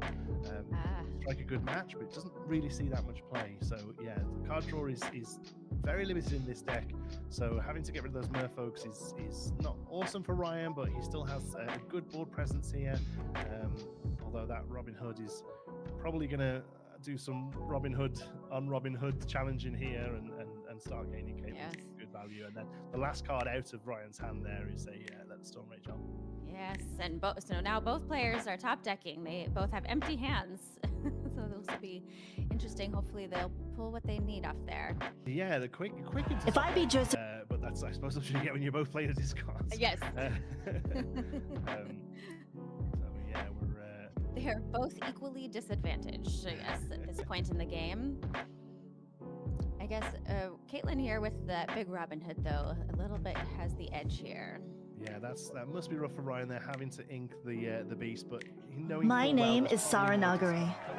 Tonight, I faced. At least in the Inkwell, it's going to get you some value at some point in the game, rather than just being discarded in a moment. And Robin Hood being able to quest there pretty comfortably, putting Caitlyn at 11. 11 already, yes. Ryan's going to quest. No, he's going to take out Ursula. Both jump into Ursula there, and we see Prince John on both sides now. Both sides. John, saying when your opponent discards a card, you may draw a card. So very often a good card, but if neither player's got anything to discard, they both just kind of sit there staring each other out. These yes. I love Prince John's ability and how it fits with his character, taking taxes. You lose and I gain. So we're seeing the champion of Sherwood really putting some work in here. Obviously gaining 2 lore every time it banishes a character in a challenge, and that's twice it's been able to do that in this game here. So yeah, a lot of value off that. Caitlin is really just like slow and steady here. Just a few lore gain each round, and yeah.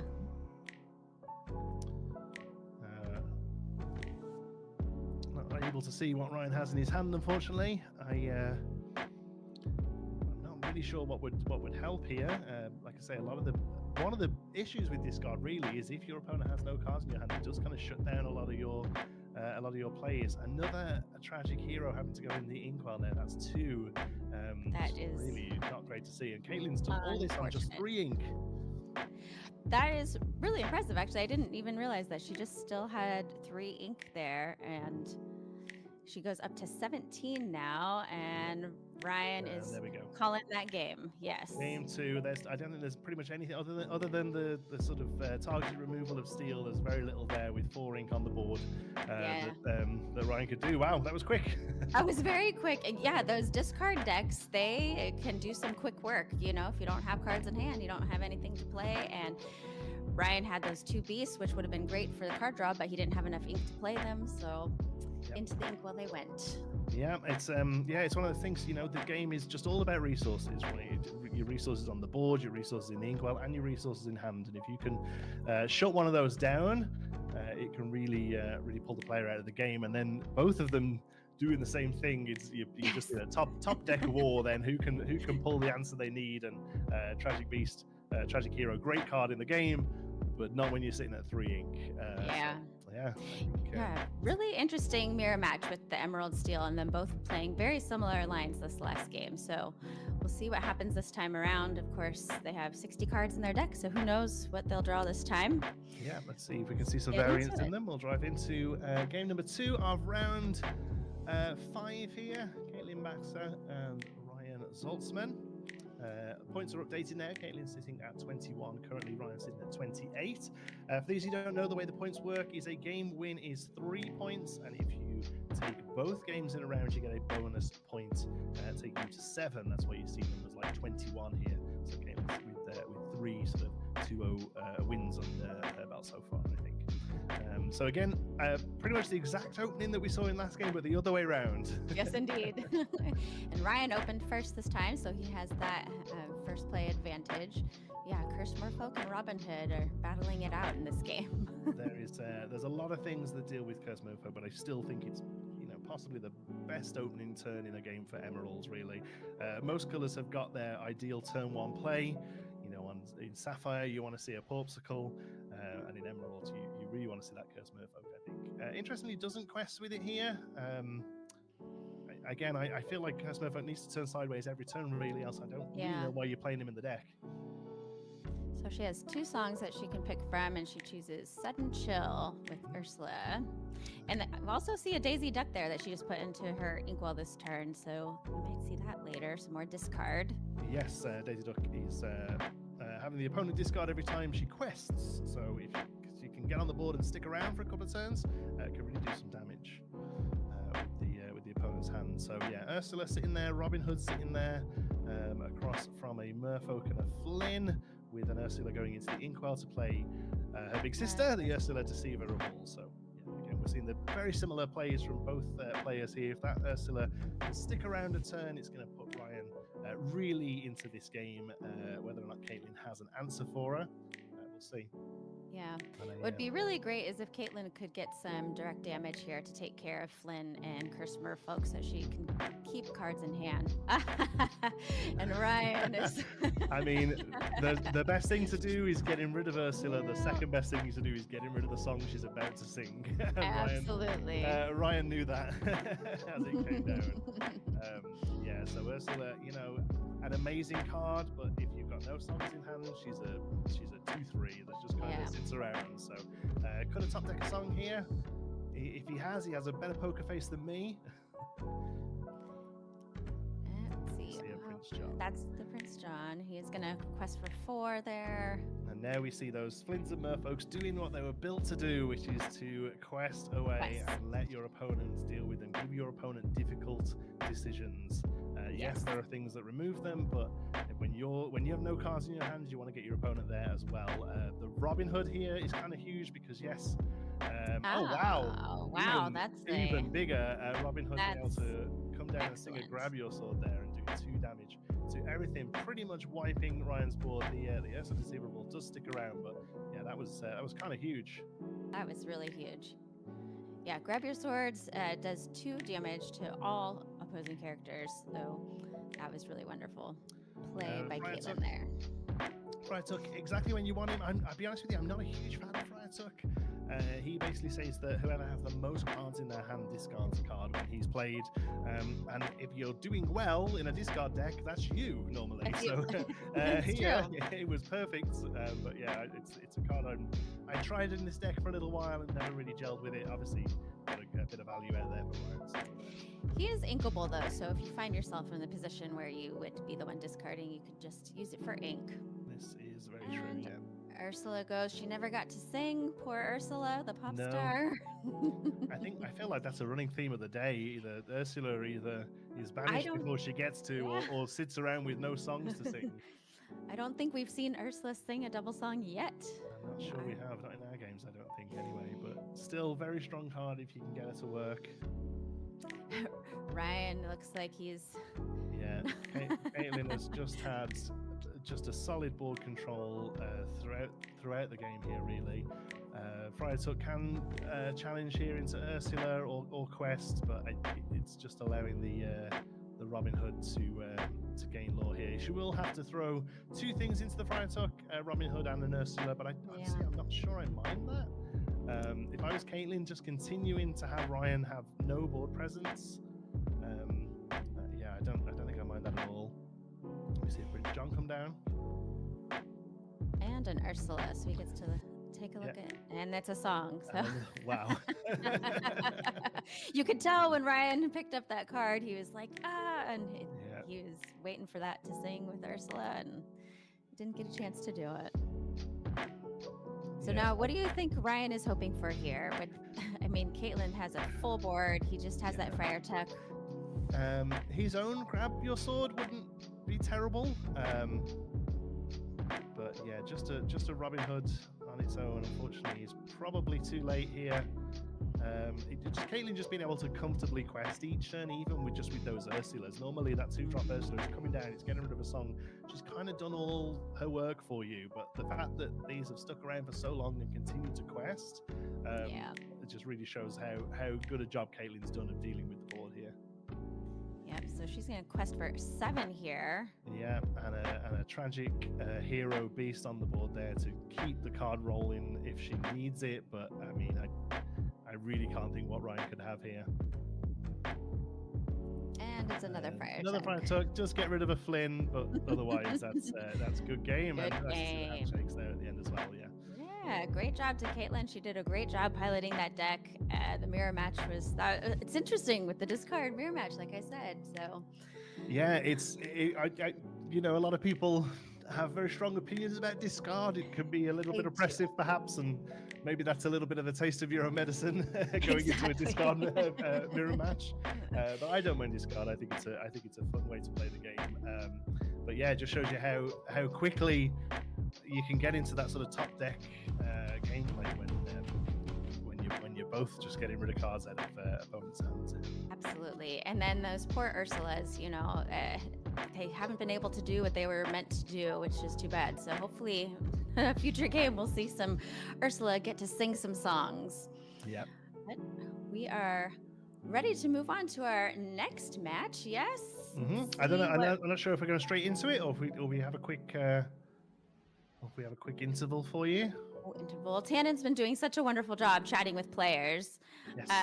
Okay, so here's a quick question for you. He was talking to Aaron about what ride you would rope drop at Disneyland or at Disney. What would be your rope drop ride? Oh wow! Disney World is the park I know. So let's go Magic Kingdom at Disney World. I would go in and I normally just go to whatever's newest, honestly. So if it isn't something that's got the lightning lane, I would go to whatever's newest. So that would be like Tron at the moment, I suppose. Yeah. But other than that, I would go to a one that famously has a long line, perhaps Seven Dwarfs Mine Train. That's a great one out in Florida.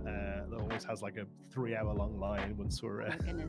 once I we're- have yet to make it to Walt Disney World. I'm in California, so Disneyland's my park, and I'm going to Space Mountain when that. Oh.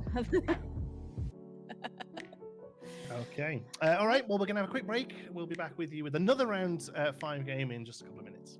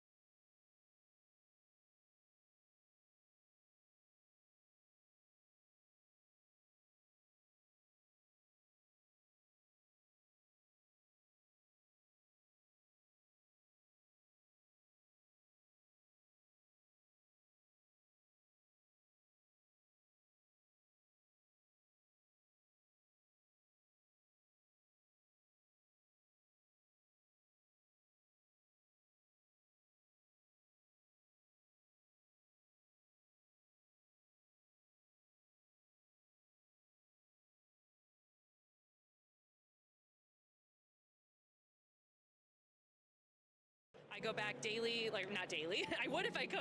I would too. But yeah, I've gone a few times since my program ended.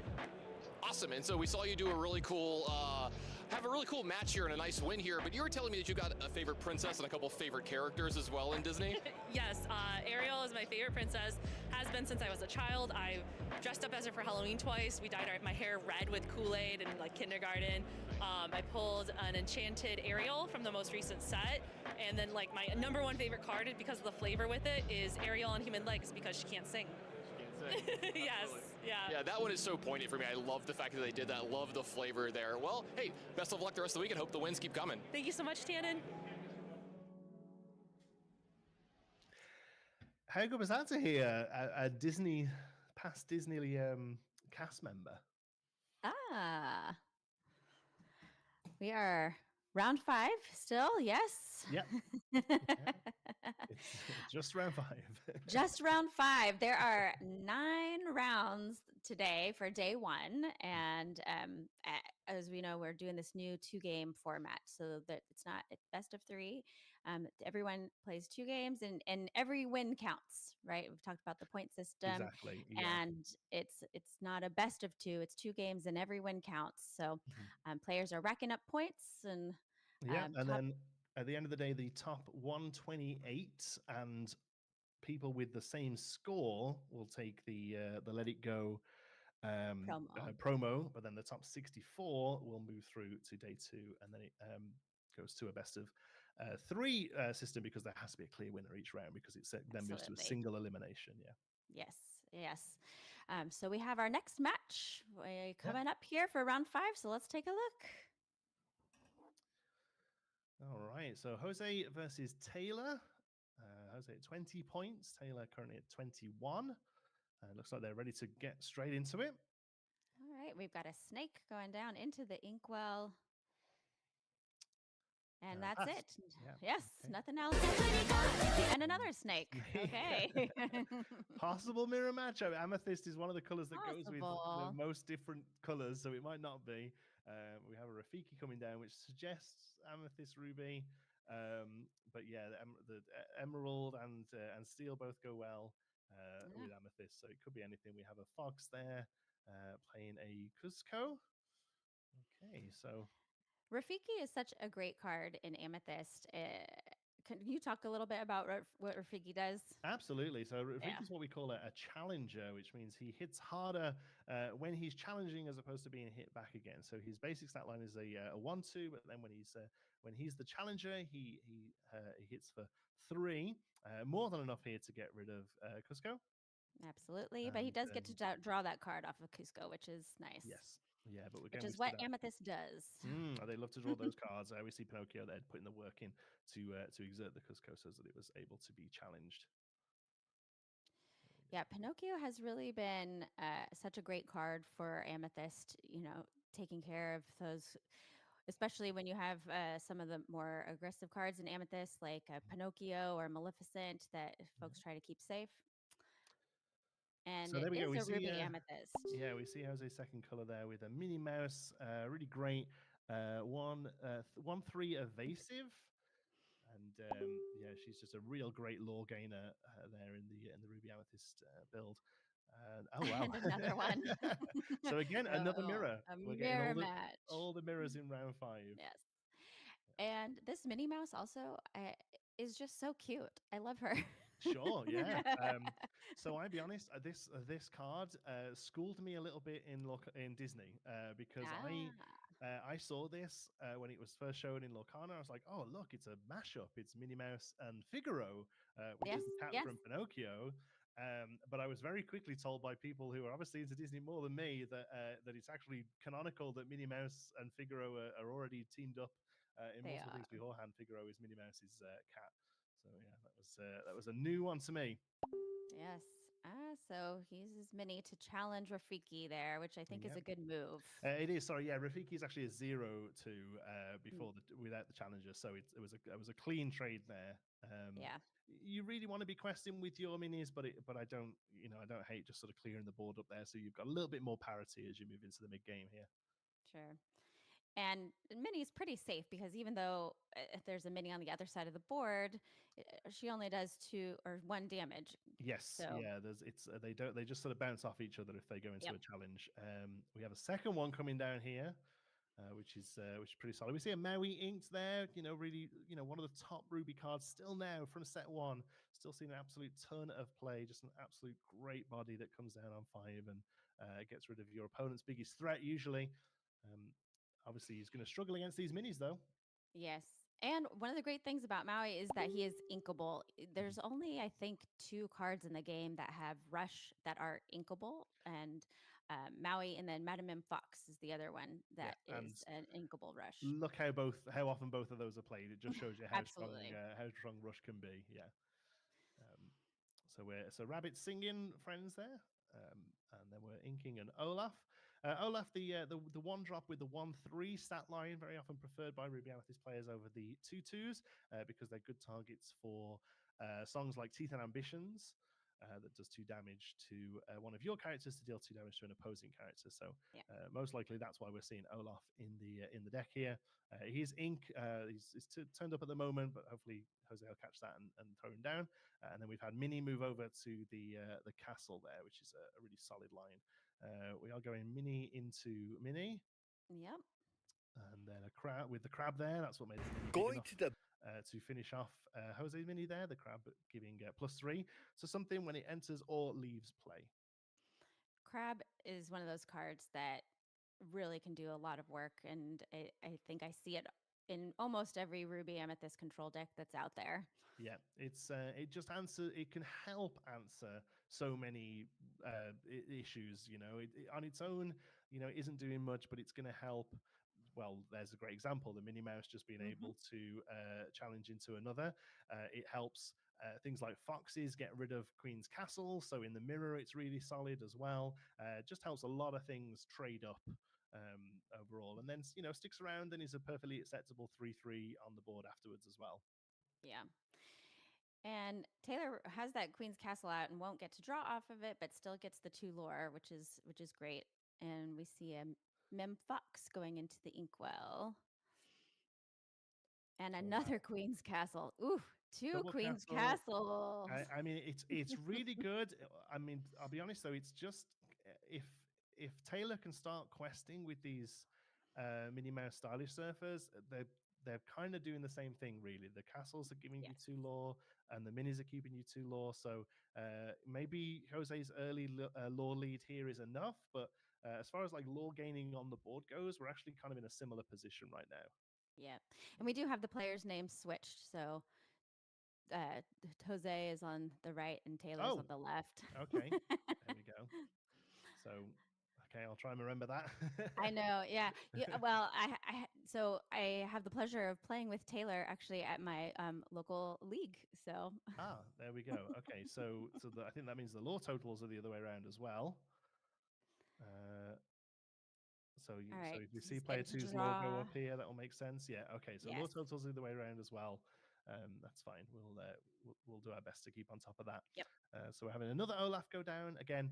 Really great early play, but later in the game, just a very good ink is our Olaf. And you need good ink.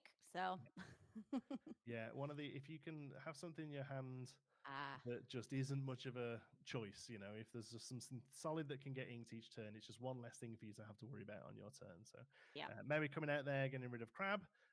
Crab is going to make the Stylish Surfer bigger on the way out, but I don't think that's really affecting anything here because the rabbit can't go into her anyway.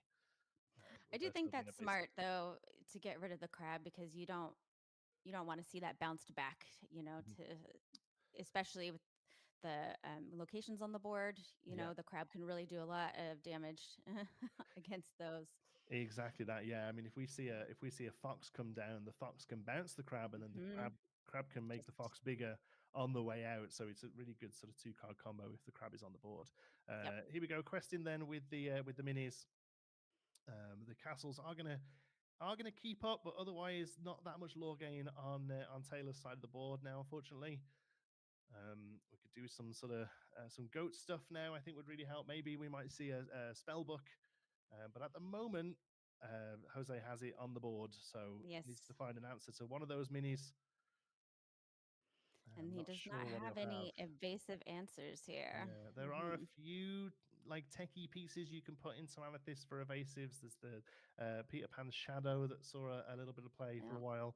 But I don't think we're seeing that. We are seeing a Medusa that gets rid of one of them. I mean, that's pretty solid. Yep. Surprisingly, not seeing as many Medusas as I thought I would today. She's the bane of the meta for a lot of people. So using that talkative puck bit to exert the rabbit and use Maui to take him out. Yeah.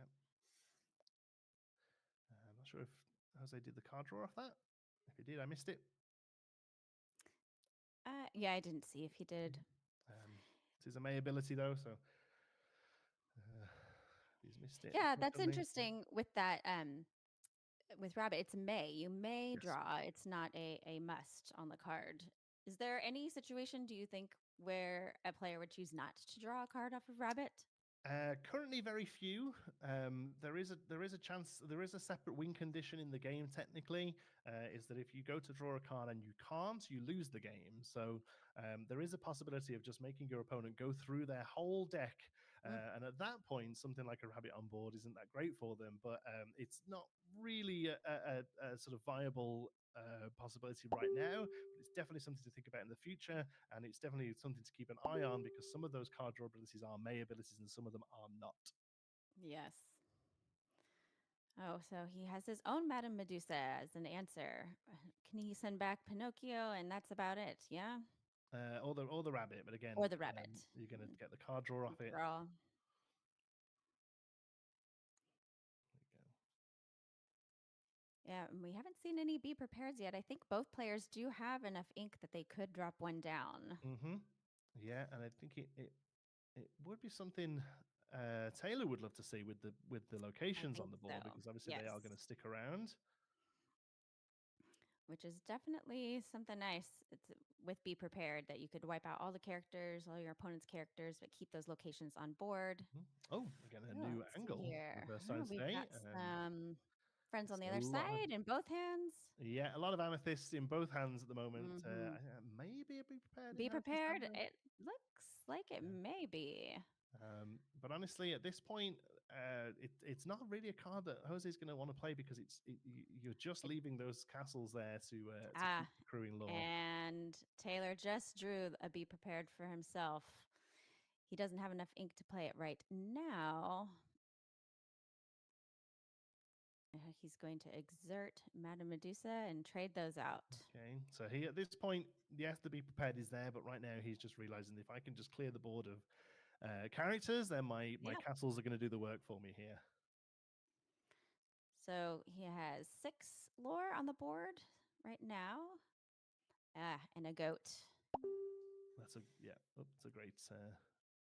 great turn there for Taylor. I think it probably closes the game out. Graphics team are just updating the lore totals for us. There's not some crazy shenanigans you don't know about in the game. Yes. They're just correcting those for us. So Pascal is going to go in the inkwell there to just see if we can find some answers. I'm not sure if he's going to be able to find what he needs for this. Yeah, no, I don't. I'm not sure what answer is here to the castles there. It's you really got to be swinging some stuff into them here with Mauis and foxes and what have you. So friends and then a Maleficent to see some more cards isn't just going to do it at this point in the game. And I think he's scoops. There we go. Okay. They are. Well, good job to both players. Yeah, the mirror match Ruby Amethyst can they can actually be a very long game sometimes with the mirror match. So yeah, it really can. I think the castle's put in a ton of work there for Taylor, and you know, it's often interesting when you're putting the decks together for events like this, how much time you put into sort of teching against the mirror. You know, if I come up against my deck, what are my weakest points, you know, and having to think about that and finding space in your deck for that is it's one of the joys of TCGs for me, really. So seeing the castles there, seeing the Pinocchios there, you know, they're all pieces that in their own right can do a lot of work, but you know, really do help in that mirror match, just to kind of have those castles sit there and just accrue lore and just require answers was definitely worth it for Taylor there. Yeah, so locations were just not just, but they were introduced in set 3, Mhm. and I feel like it didn't dramatically change the game, but it definitely does change the game. Yeah, Yes, and especially in like a case like Be Prepared, that it takes care of characters, but those locations still remain on board, and you're still gaining the lore from any locations that have lore on them, and so it does make you think a little bit more about what decisions you're going to make there. definitely. There was 12, six. I'm doing some math off the top of my head. 18 locations, I guess, in set 3. There was 3 in each ink color. And yeah, only a few of them are really sort of seeing competitive play, but that Yeah, kind of makes sense as a percentage. There are certain cards, certain characters that see competitive play, certain yeah, items, certain songs. And you've always got to remember that locations are 2 sets behind everything else. Like we yeah. didn't see them in set 1 or 2. So the more and more sets we get out in the future, the more playable locations we'll see, and I think they'll just kind of keep creeping into the top tier decks that you're going to see in the later halves Absolutely. of a day like today. Yeah, yeah. The Queen's Castle, though, definitely one of the best locations out there, as we Definitely the saw. one. And like you say, Uh, with locations, a lot of people when they first announced were like, "Oh wow, these are be prepared proof.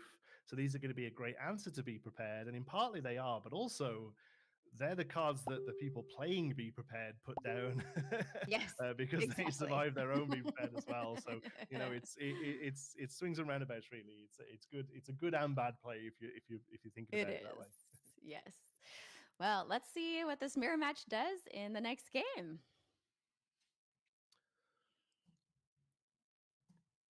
Not quite. Not quite.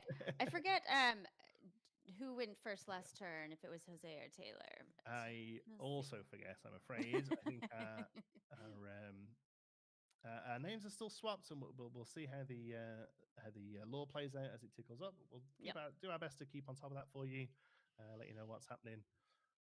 But it looks like we've got corrected hands, or at least our Yes. first hands, and yeah, we're off. So we All got a right. snake down. Sneak down. We'll see if Taylor has turn one play. He does with a Rafiki.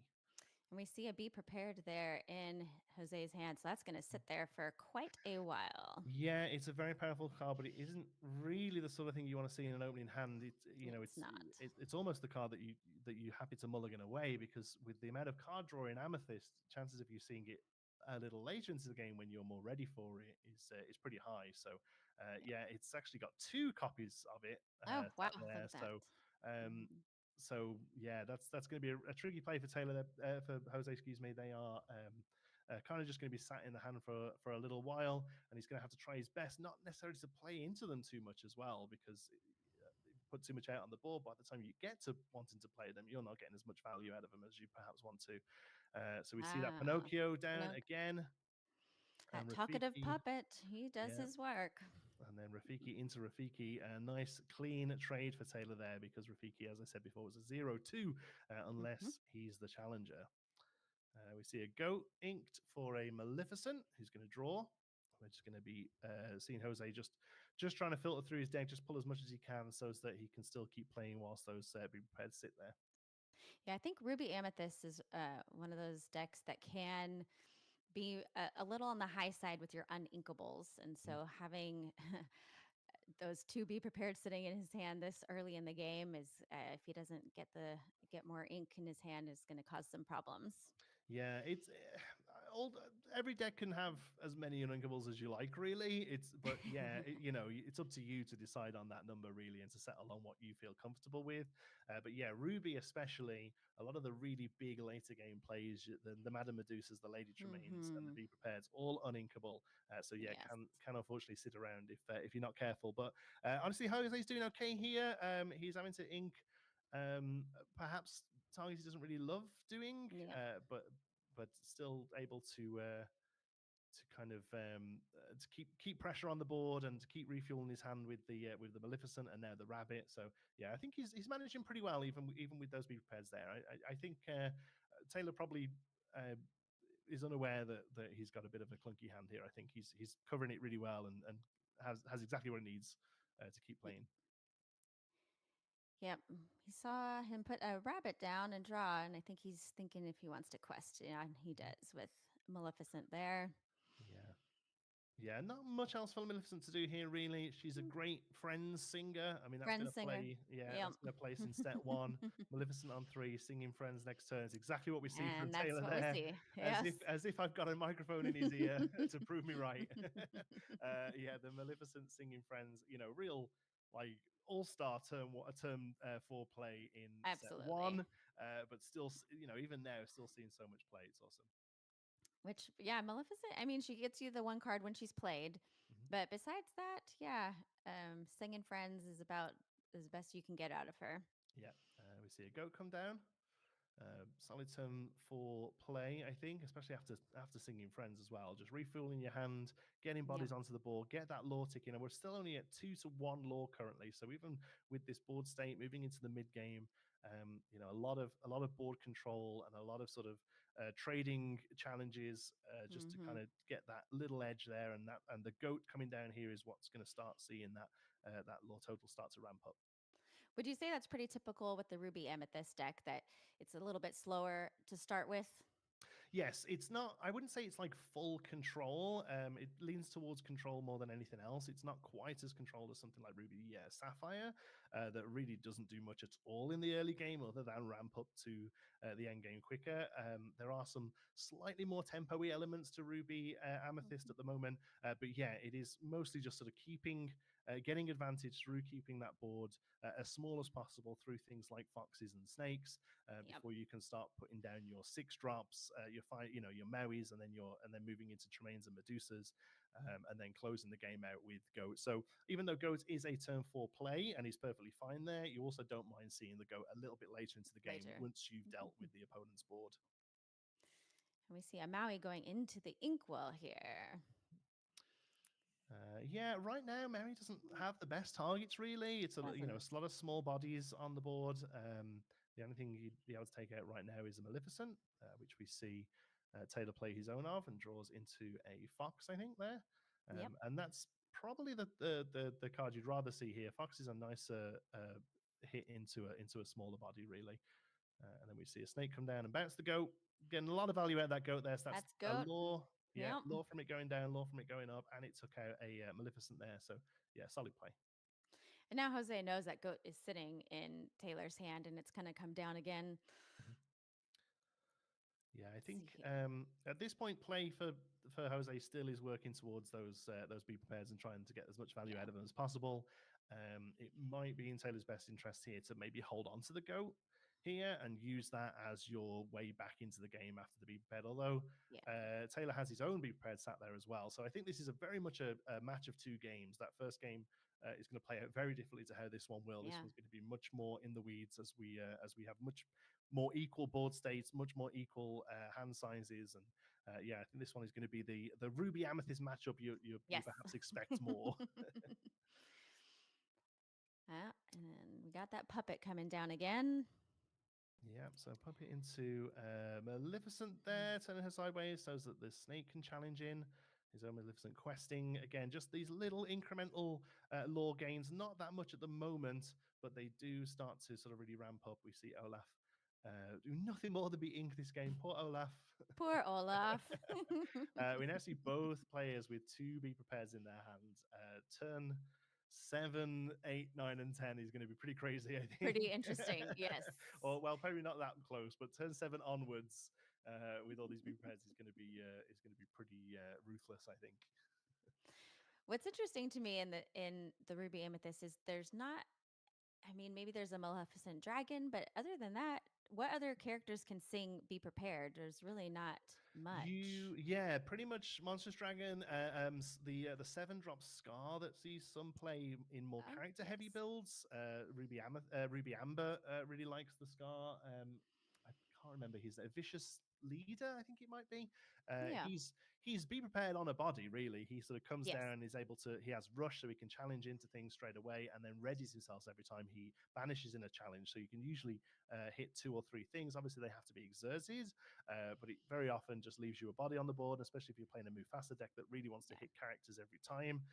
He's kind of the Be Prepared alternative, and he can of course sing it as well. But other than that, no, Be Prepared is very often sort of hard played with 7 ink. Yes, yeah. So we saw Jiminy Cricket come down. Yeah, a little evasive quester. I feel like Jose may have leaned into a B prep here. I'm just trying to the sleeves of the Taylor sleeves are almost the same as the map for me. I'm a little colorblind and they look very similar. Yes. But I can't see. I'm trying to see what ink he's on. I think it's either 5 or 6. If it's 5, Jose's done the math there and figured out that he has a turn at least with a decent board before the B prep comes down. 4, 5. Oh no, there we go. So yeah, there it is. He maybe overextended a little bit into that, but he felt like he had to put the pressure on that point, and maybe just try and draw it out as well. Just try and draw that be prepared out so that we can move into the later game. Sure. Yeah, what is the strategy there with choosing the right moment to play Be Prepared? Because it's not always right on turn 7. No, it isn't. I mean, it really just depends on what the board states look like. If the simple answer is if they have more value on the board than you do, you play it. Right. And get as much as you can out. Obviously, if you've got things like rabbits and goats down, you're gaining lore, you're gaining card draw from your own as well. Make sure you're questing with them and just really cleaning up your board, making sure you've done everything you can with them and then popping it down. So we see here Taylor beginning the rebuild process with the Cuzco and the goat. Jose can see that Taylor has a single card in hand. There is a possibility that Jose be prepares here just to kind of we get a Medusa that cleans up one of them. That's fair as well. I mean, I didn't realize that he had a Cuzco out. I thought for a moment that Jose's board was empty, so the be prepared would have been a bit more advantageous to him. But yeah, has a good rebuild. Again, yeah, I think I can see Taylor just casting the B prep again here, even though he's got very little cards in hand. I think it might be the way to go. Yeah, with Jose having 3 characters on board, he may want to take care of all those. Yeah. He's playing Maleficent. He's going to have a little dig. Oh, he's got friends on the other side now, which, you could sing with Goat, and he does. Yeah. Yep. And we draw a rabbit. So this is going to be a real nice rebuild for Taylor when we do see another Be Prepared. And there's another one. Another one. There is a good chance we see 6 Be Prepared played in this game, folks. That's what this deck is made for. Right. Is it ready? He's counting the ink. It still has 7 there. 7. Yep. And we're going to take a trade. Taylor will gain a lore at least for that, but it does prevent him from bouncing it back. We'll probably see another Medusa here. Yeah, taking out Rabbit for a card draw. You see his own Medusa there.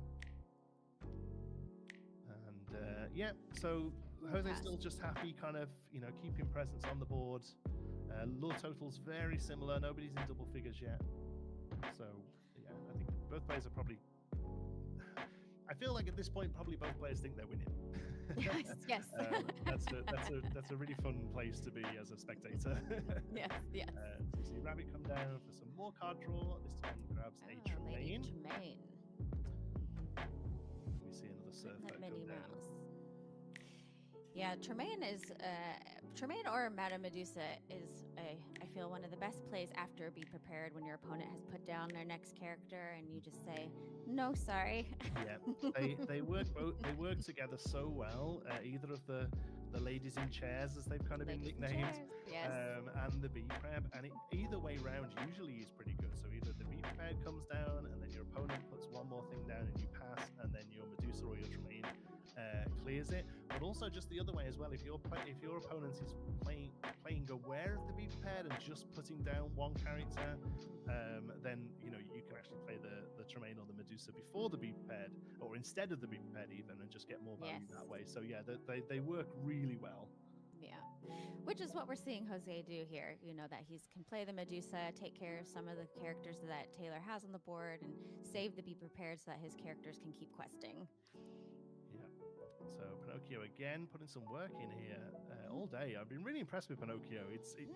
I know it's sort of been teched in and out of the deck throughout the meta, but it's just today has really impressed me. MVP. For sure. Pinocchio there letting Medusa trade into the Rabbit. And we're doing a little bit of questing, I think. Yeah. Yep. So now both players are at 10 lore. I feel like we might see the second beat prep here, to be honest with you. I think Taylor's probably going to look at that board state and think, you know what, 5-2. Quest. Yeah, we're going to sing Friends first and then probably Quest with the Mini. I don't know. There's a lot of lines here, but I feel like a hard reset is probably the way to go. Inking a Fox. So that does put him at 8 ink then. So he could, if he has a 1-drop in his hand, he could play Be Prepared and then put another body on the board. Yeah. Yeah, here we go. There Jose's getting ready for it. Comes down. Again, that's both times now where I think Jose's probably extended it a little, overextended into it. And again, he's probably playing thinking that I need to draw this, Be Prepared out. There's no way he's got another, and then he did. And then there it is. I think